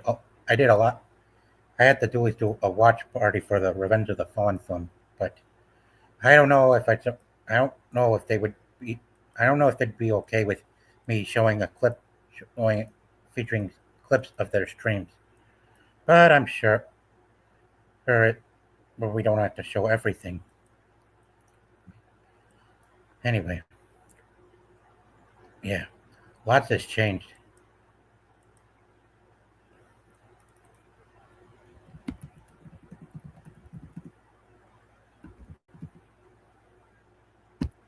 Anyway, Tyrone Magnus hated Rise of the Beast because it was weak, and I don't blame him.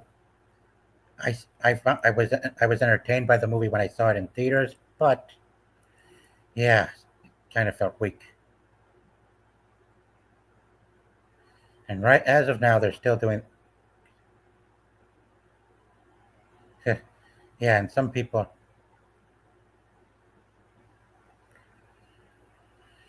Are looking back at Tyrone Magnus. Yeah, he was a big Bayverse fan. Yeah, the stuff got out of control.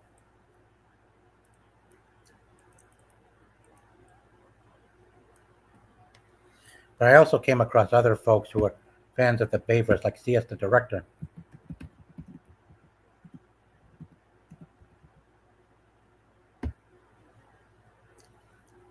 So let me bring him up.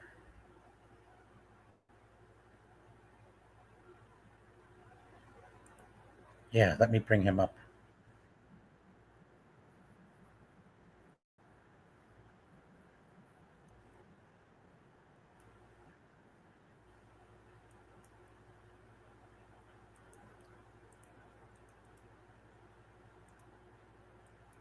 Yeah.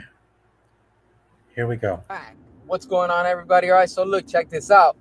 So this is a rumor that's going around, but apparently this doesn't look like it's a rumor. This looks like it's legit, and this is actually starting to come together. Apparently, Michael Bay wants to come back and do another Transformers movie. Now, let's not forget, we also have that G.I. Joe crossover with Transformers. And when I saw Rise of the Beasts and they were setting that up, I was like, you need Michael Bay for that. You need it because that's going to be action. That's G.I. Joe. He's already done, 5 films. He's had the military in it. I mean, why not? It's in that style and that tone and all that good stuff. After Michael Bay, all these movies have been going downhill. It's proven by now because after 3 different directors, 3 different takes, it hasn't been working with the studio. And now, hearing this announcement that's floating around the internet, it has everybody right now talking good and bad. And that's good because Michael Bay is the king when it comes to the Transformers cinematic universe. Say what you want. You might not like it. You might not like his movies, and it might not be quote unquote G1, or it might not be accurate, but you know what? It made money. That's all that matters. All these other 3 films after Michael Bay, Bumblebee, Rise of the Beasts, and Transformers 1 did not work. Let me repeat that. They did not work. Okay, they made a little bit of money, but they didn't make the money that Michael Bay and the Bayformers made when he was directing these films. And sure, Michael Bay has been attached to producing all of these other films and stuff like that. That's cool. That's just a producer. But the difference is him coming back to direct another movie is amazing. Long live the Bayformers and restore the Bayverse, because that's where the quality is at with this brand. I've already spoken about this. How do you go about on building and continuing what's already there? Let me break it down to you. So if Paramount Pictures, you're listening, Hasbro, you're listening, Absolutely. and the Transformers brand, listen Right up. on, I'm about CS. to show you how it's supposed to be done and what you can do with what you already have there, right? This is how you go about on it. You bring back the original cast from the previous films before the 4th film. You bring back Mark Wahlberg and the same cast just for the continuity, so it can all connect and it can all add up. It doesn't have to connect because, of course, it doesn't connect with any of the other films with what we got after the Bayformers. Let's just focus on this universe and where things left off with Michael Bay and The Last Knight. Sure, a lot of people have mixed reactions with The Last Knight, but I enjoyed it for what it is. The Me story too. wasn't all that, but you know what? Yeah, The because it was action epic. was what I cared about, and that's all I care about. Seeing these robots going at it, fighting and stuff like that. You have the Dinobots that were still there from Age of Extinction, and of course you have them. We saw Grimlock and like 2 or 3 of them just there. That they were just kind of thrown in the background. Focus on them. Bring them in to the next film. You want to do a big cinematic universe and go all out? This is how you do it. You bring back all these characters, because we were supposed to get an Age of Extinction Volcanicus, and they were supposed to combine, and last minute the studio decided not to. And as you can see with the toys and stuff like that, they were all supposed to build and combine and do like what these combiners do. Now you throw that into the next film, that's going to be amazing. Remember, The Last Knight left us on a cliffhanger with Unicron. How do you tease this big villain? He's the biggest threat, and you don't do anything with him. Now is the time, because if you're going to do a crossover with G.I. Joe, look, I don't know the lore of G.I. Joe. I've never been a fan of G.I. Joe. But what I do know is that it involves military, it involves explosions, tanks, Absolutely. awesomeness, badass, and that's all I care about, honestly. Yes. And that's what we need. I don't care Right on. if the story is like whatever. I just want good action films. That's it. Good entertainment. And that's what Michael Bay delivers. He gives us good entertainment. When I'm watching a Michael Bay movie, I'm not thinking about this and that. No, I'm just thinking about... There are a lot of ways for toddlers to start learning. Let me get, into that universe so I can fully They're not enjoy it. copy. And that's what really matters in the end. Now, if you're setting up Rise of the Beasts at the end with the G.I. Joe crossover, I saw what they did. We all saw when they brought in, that song from the Transformers, when you see the Optimus Primal, And I was like, oh wow, like that's pretty dope. So it's kind of somewhat canon, but just because of the music and stuff. But what do? You still have the Maximals. You want to bring them into this one? They kind of look part of the Bayverse. You get what I'm saying? So those styles and things like that, you can still pull elements from that, you know? And it could be done. Just let the director do his thing. Let Michael Bay fully cook the way he wants to do it, how he wants to do it. You can make this movie easily a good 3 to 4 hours long. Awesome. Yeah, it has to be that long. Just Right on. because there's still things you can do with it. Hell, you want to build and do it a 2-part, make it a 2-part. You know, Transformers 6, which will be crossing over with G.I. Joe, still doing something new, different, but still staying true to what's already been established within this universe. Because let's not forget, the first 3 movies is one universe, one trilogy. The second one that we were getting was with Age of Extinction and The Last Night, was supposed to be the second trilogy, but we never got the 6th installment. Yeah. This is where this one could come into play, and it would change and open the doors, because now you're doing a crossover within your own IPs, something that other studios have not been doing. You will be doing a game changer right here. This is the moment, Paramount. This is the moment, Hasbro. This is how you go about on building an epic cinematic universe, leading into a battle.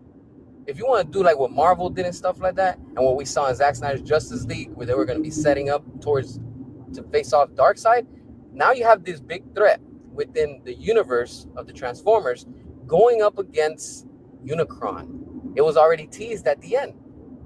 Do it. Make it happen. And I'm telling you, you are going to make money at the box office. You want that $1 billion? You want it to cross? That's what you need to go about. You need to start bringing in these combiners. You need to start going all out with these Transformers. Absolutely. Focus on that. It doesn't matter. They're all alien looking, but that's the point. They're aliens. They're supposed to look very advanced. Yeah, we need completely the way that they are with the styles that we've seen with what Michael Bay has done. And of course, you have to do the same original score from what we've gotten from previous films. You know, the Autobot theme, the Decepticon themes, all that good stuff. Do it, connect it, because everything is already there. The foundation is already built. Bring in the old cast. Bring in Megan Fox. Bring in Shia LaBeouf. Bring in Mark Wahlberg. All of these people that we already seen in previous films, that's what I want to see as a fan. Make them all connect. Make them and explain it. Explain why and where they've been. Don't just introduce them and be like, hey, you haven't been in these films, but all of a sudden you're here. No, explain it real quick. What they've been up to, where they've been at, what have they been doing throughout all this time. You explain that well, and you're going to have a good, solid story just to bring everybody up to date. And this is going to increase more awareness, and people are going to be more interested because they're going to be like, well, let me go check out the old Transformer movies, starting from 2007 all the way to the newest one. That alone is going to get a lot of attention. That alone is going to get more fans. You're going to get the old fans, you're going to get the new fans, and you're going to get future fans. And not only that, people are going to be buying merchandise, because in the end, that's what it's all about. You want to sell your product. That's how you market and you sell your brand. Yeah. Well said. Yeah, well said, CS. Well said. Yeah, that's exactly what they need to start doing. Quit disenfranchising out of stupidity and garbage, Paramount. That's what's making you kill your own brand, even though you're so full of protection and hubris. Yeah, if you are going to do a crossover between the G.I. Joe and Transformers, you definitely will need Michael Bay and his style of movie directing, because without the same formula he had for his Transformers movies, with the Autobots and Ness teaming up, you're definitely going to go down the toilet with your stupid ego, because you can't seem to get your heads out of your asses and for once in a while, and stop being so mixed.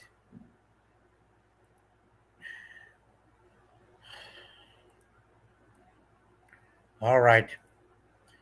Hang on.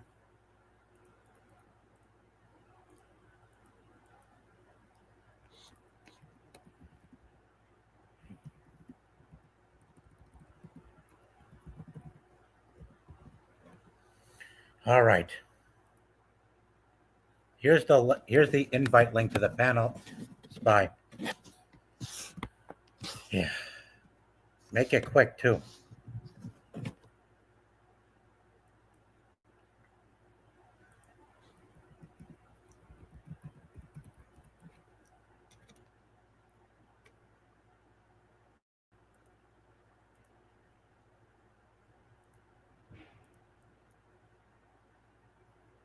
Yeah, make it.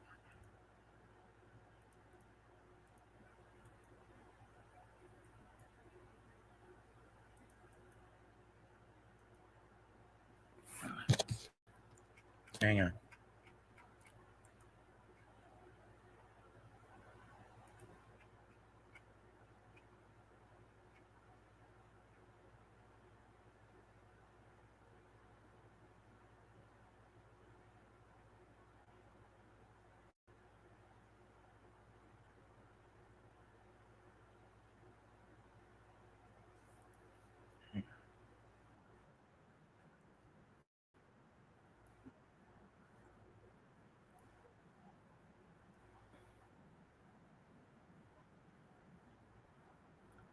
Hey, Spy.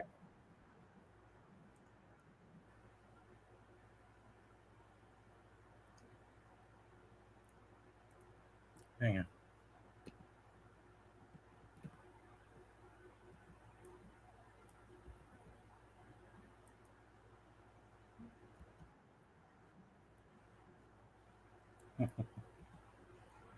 Yeah.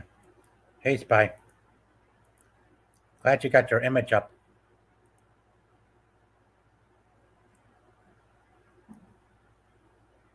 Glad you got your image up, Spy.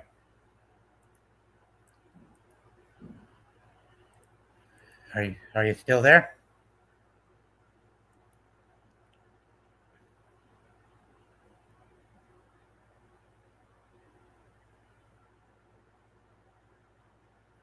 Are you still there, Spy? Oh boy.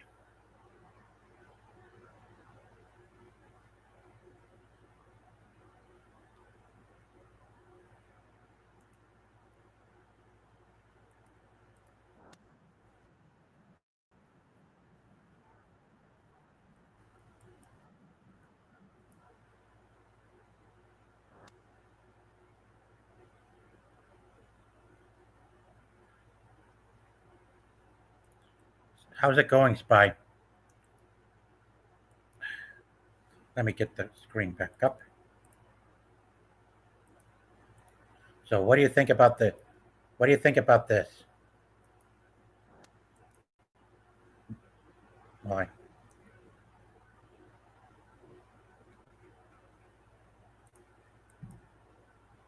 What do you think of the idea of Michael Bay coming back, but starting off with the G.I. Joe Transformers crossover before getting us back on course with Unicron from last night?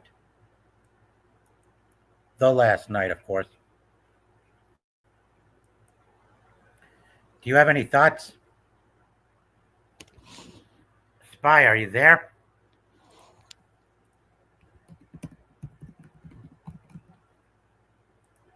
Oh boy.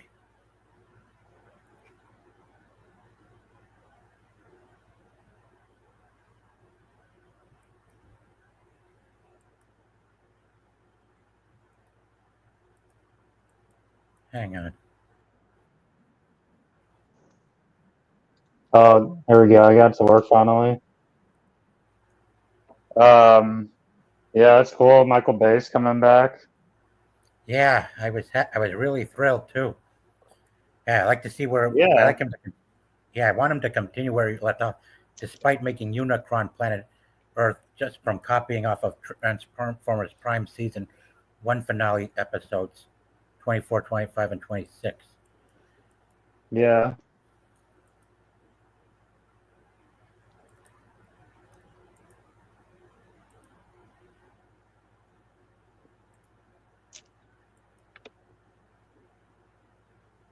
What's up? Yeah, I'm doing okay. I was thrilled to see the news about his return blowing up, and yeah, it's great to see him get back. I hope when he does get back, I hope he does Yep. continue where he left off from last night. Yeah, that'd be cool. Cause what do you call it?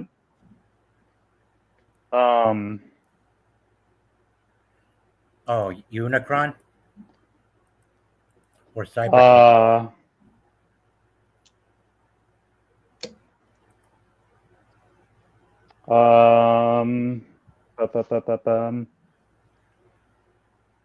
Yeah, I don't know. It'd just be cool to see where it goes. Yeah. Because I was curious how that story was gonna end, and they just they left it on a cliffhanger. Ah, here we go. Ah, I found it. Hey, I found a string. I found the stream that Katie, Peter, and Andy were doing last year, where I was commenting on about the favors. Yeah. Yeah. Yes. Hang on. Let me just get this.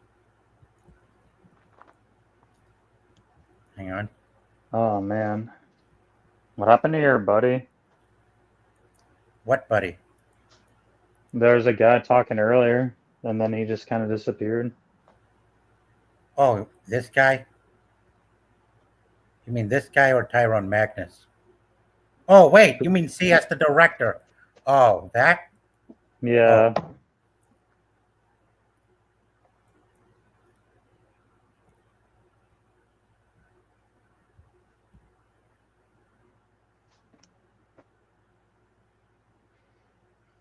Yeah. Oh. It was just a rant clip of his where he was pleased to see the return of Michael Bay as well as me. Mm-hmm. Oh man, my head hurts still. Yeah. Where are you now? With what? Oh. No, you know why it hurts. I just don't want to bring it up here. Right. Don't need Just to. a rough year for me. All right. Oh man, Let's listen in. This it's is not even from- worth. Come on, It's not even Spy. worth bringing up. Right. What's up? Spy, please pay attention. Yep. That's a joke. All right. Avenger Ryan said, confirmed or not, it's still defamation, especially since Michael Bay lied about Shockwave being the main Transformer 3 villain, only there for it to be Sentinel Prime behind what we were told. So I gotta get my laundry, in the big but I'll still people I'll leak still be stuff, so they listening. want to see what reaction they're going to get from the audience members, and it's not I'm always just gonna be on mute. Also, just do misdirects to keep people off their scent. Yeah. Like off you- their scent. Yeah, you don't want people to see what's coming. Like if you like I know, announce but like off their scent. yeah, Yeah. Is that not Sure. what it is? No, it's not off their scent. To put up with such makes sense. Tarantino is reading the room. Minister Ryan says, Katie, I've heard some of your responses before about didn't lie, and it really angers me and so many other fans out there to put up with such ego-driven, deceptive marketing since Iron Man 3 and what's TF3? Fantastic 3. Not sure. I'm not sure what TF3 is. So my point is, That was maybe Transformers. if the studio itself directly says those things, then yes, they did lie. But if you're hearing it from Access Media or someone on YouTube who says they heard something or it's just a Twitter post, that's not them lying because they didn't like confirm anything. There's stuff that's leaked all the time as rumors and speculation, which is why they put it out there so that people will talk about it, see how they feel about it, and then they can gauge the audience's interest, and then they move forward with things. What I find funny is we make a video specifically saying Yeah, I we're do too. speculating on something, Glad you could join. like the James Bond stuff. Yeah. And people say that's clickbait, but John Welcome. Campion comes out and Feel free to announces subscribe Sonic if is you're new to the going to be have Keanu Keanu Reeves Yeah. in it, and it's just Feel free to no subscribe too, substance. Like how's that not clickbait? Ganesha. Exactly. That's a good point. Like he knew that it wasn't confirmed, even if It's was still later currently not confirmed.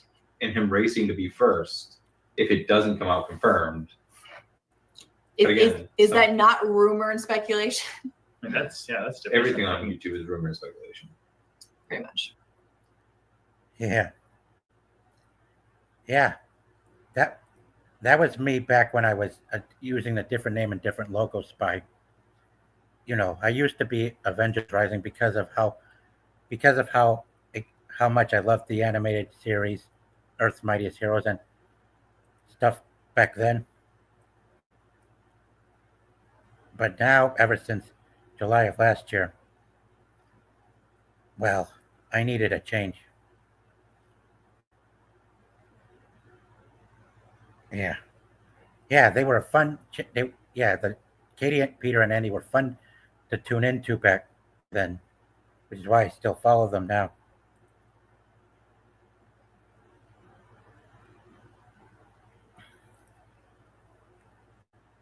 Yeah. Yeah, lots has changed though over the years. I kind of wish I had started earlier like they did. Well, yeah, I had to. Well, it's hard to let go sometimes. But anyway, let's get back to the G.I. Joe stuff and Transformers thing, shall we? Yeah, I need to get back on track. Yeah. I wonder why they don't seem to talk about why they had to lie about characters' roles, which should be addressed. I mean, have you been in touch with Rocket Raider recently, Spy? Huh.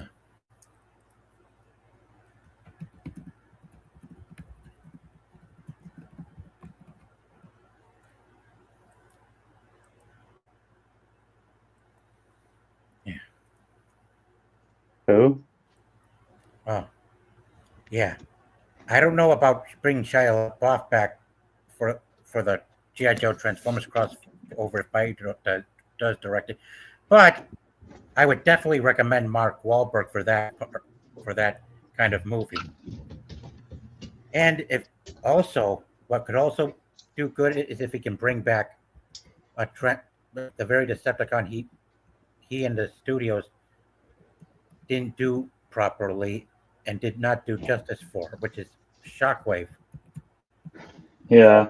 Yeah, like they did with bringing Megatron back with the Allspark, they should have Megatron bring Shockwave back to life with another shard fragment since they've been scattered since they were scattered throughout the planet Earth, just like they were in the animated series. They should definitely bring Shockwave back to life instead of trying to make up another character that looks just like him and Starscream and Soundwave combined as they did in The Last Night. They should just bring him back and get Ed Skrein to voice him. You know Ed Skrein from Rebel Moon and Deadpool 1, including the Battle Angel. He would definitely fit. Right. He would definitely fit the voice role for Shockwave if they can bring him back. Also, they should do. Yeah, and while they're doing the crossover, they should also clear the path for the aerial bots. Right. You know the Autobots who transform into aircraft vehicles. The voice actor who did Starscream in the live-action movies voiced their leader in the original animated series. They should also bring the aerial bots into the mix as well. I don't care what film franchise they do it, whether it's the reboot that's been underperforming since Rise of the Beast, or if it takes place after The Last Night. They should definitely give the aerial bots a chance. And they should and if they do the crossover, they should definitely bring in the Combaticons.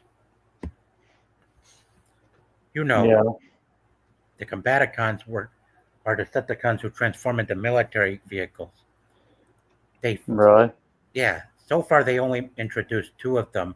One they did G1 accurately, but the other they completely fucked up on his looks because they were too lazy and cheap. They were being too lazy and too cheap with the looks of him. And I mean, I talked to you on Onslaught. You know the Combaticon. leader that Right. yeah. This is who Onslaught is from G1. I mean, in the last night they just fucked him up by Yeah. making a different vehicle. And I don't mind if they bring DiMaggio back to reprise his role. I just want them to do Onslaught the right way, too. I mean, turning him into a tow truck was kind of lousy. They wasted the leader of the Combaticons by making him yeah, they wasted him. But if they can bring him back too and correct what they did by making him turn into a missile launcher like he does in the original animated show, that would be nice. Yeah. Along with Brawl, you know.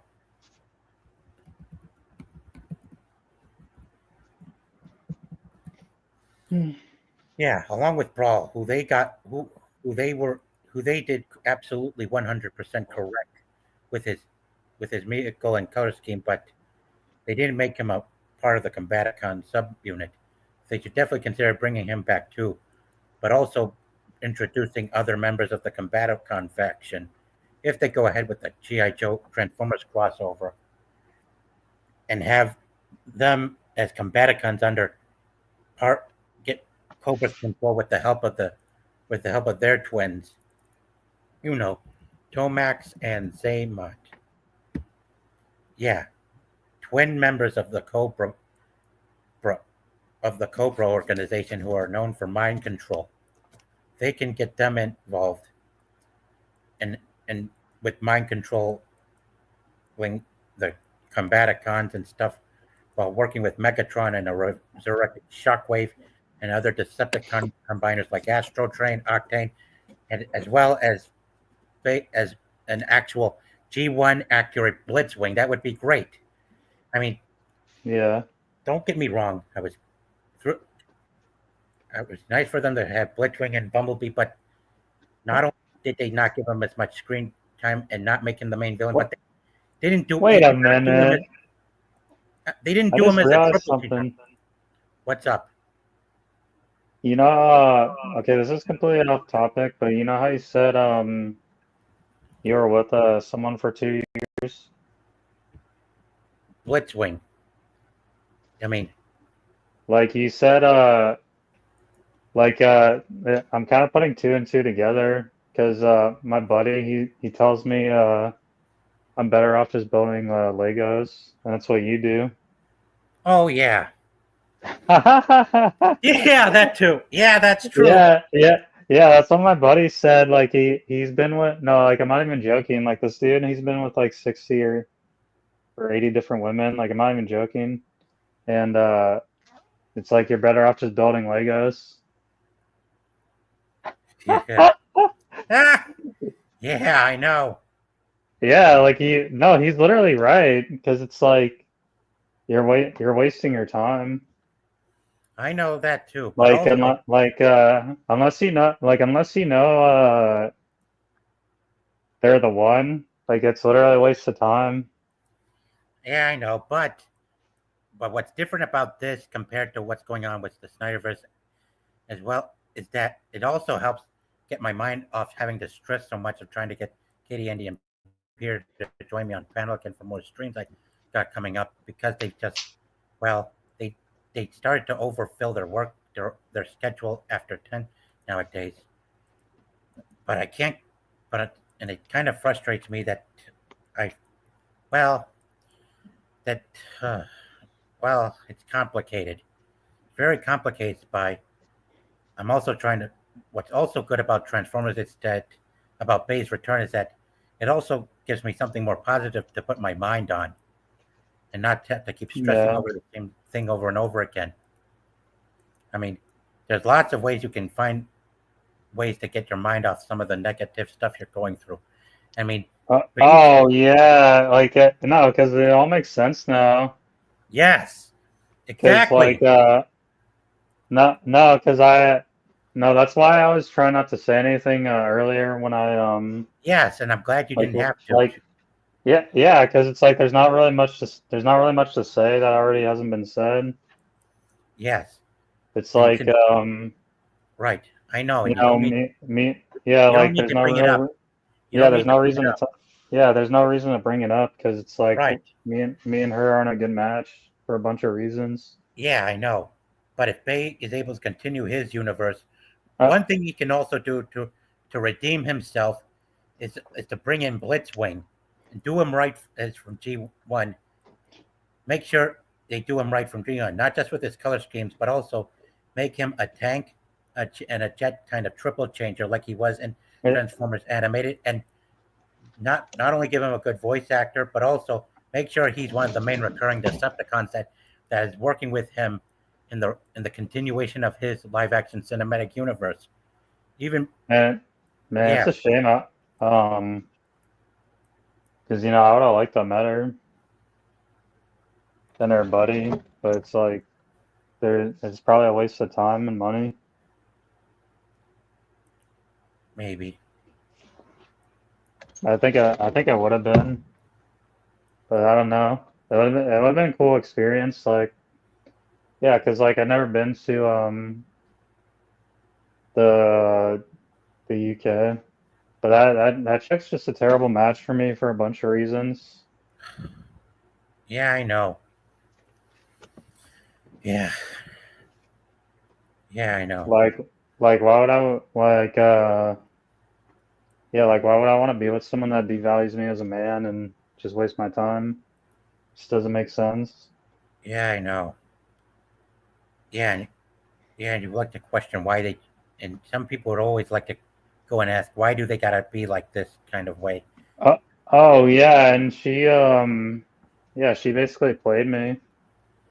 Yeah, I know how it feels. Yeah, it's just like the principles I'm not okay with. It's like I was telling my buddy this, like he can get in like serious trouble. Mm-hmm. Yeah, Anyway, because it's like she has no idea who she's messing with. right. Anyway, can we please continue where we left off? Yeah, we're not gonna Yes. talk about that anymore. Right. So please, let's focus. Now, Yep. also, there are also other combiners that Bray should also bring in to help get the fans thrilled. I mean, others that are long overdue, like Octane. You know Octane? He was from G1 as well as Blitzwing and Astro Train.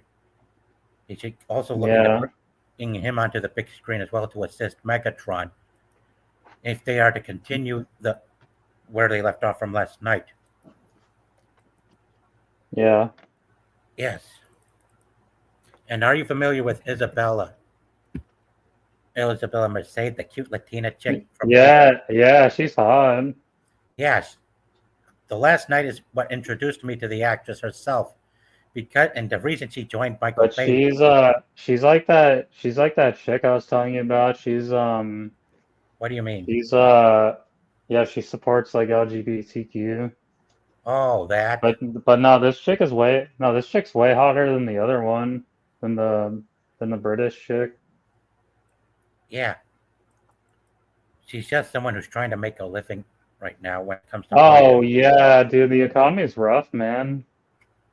Yeah, I know that too. I know. What like the thing is that one chick I was talking about, like she's never mind that chick, please. She's pretty, but she's just like she's not. Come on, Spy, please. She's not it. Isabella Merced would be one of the very likely stars to come back to Michael Bay if he were to continue as well. I mean, she was from the last night as this Latina that Cade Yeager adopted in Chicago after the war in Chicago during the events in the last night. I mean, yeah, she joined up with Cade and his company at the junkyard before they had to flee out of from the Decepticon attacks. Yeah. Yeah, and to be honest, this troll of hers but the last night has so far been Isabella Merced's best movie at the box office wise as well. Yeah. Yeah, and some things. Yeah, I know. Yeah, and I can't believe they would make Mark Wahlberg tell someone that tell a kid that he's going to punch him in the face or something. I mean, what in the world?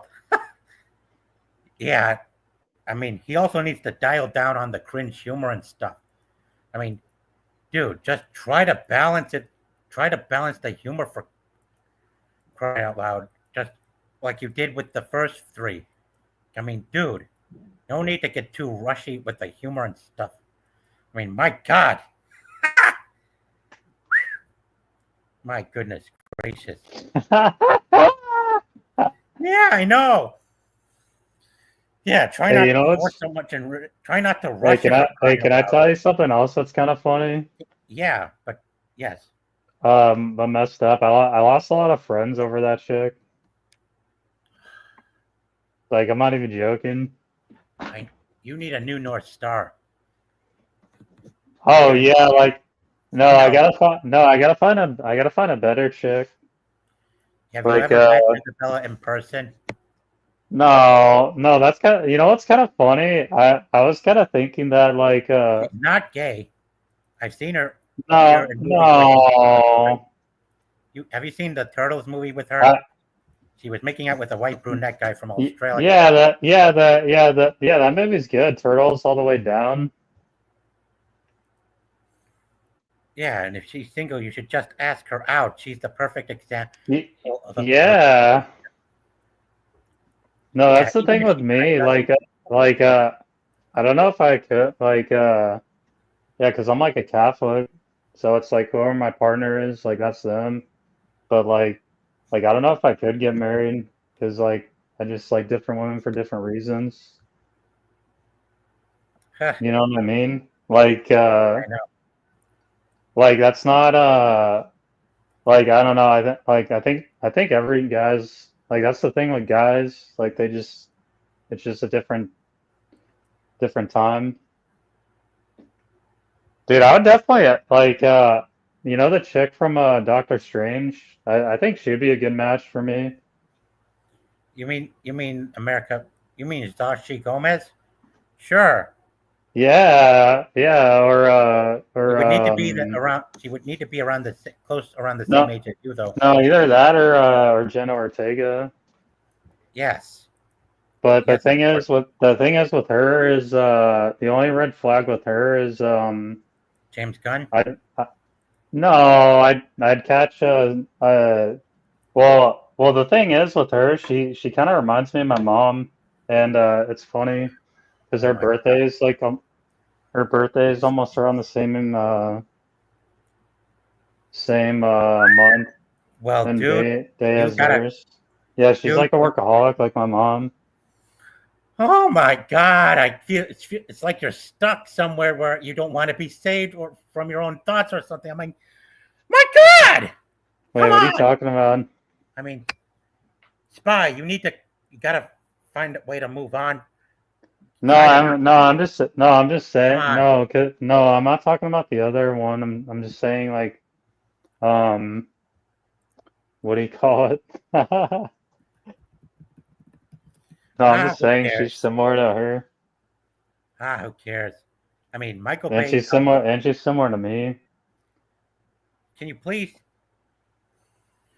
I mean, she needs to go. Michael Bay definitely needs to bring her back too. Help restore her image. The same style he No, had I'm in just- her movies. Come on. Let's just come on. Anyway, I gotta get going now. Daylight's burning up here where I am. I need to get back Yeah. out and about. But thank you for coming on. Yeah. Right. Also, Yeah, no problem. Also, Terrace and Andy are also Katie See- said that she and Peter are going to be out of town for a week, so they'll probably expect some unexpected changes for the time being on Hold My Dual Struck stream. Right. Did you see that thing about Sydney Sweeney? She's talking with I think Jeff Bezos' son or something. Oh, I'm not interested though. I'm usually interested in what's more positive and what really gets my attention. And Yeah. Transformers has been one of the best cinematic franchises that has caught my attention too since the early 2000s. Yeah. Anyway, thanks for coming on. I do look forward to having you on for more sometime soon in the future. Right? And be sure to tune in, check out my other videos as well. Yeah. Take care now. See ya. All right, bye.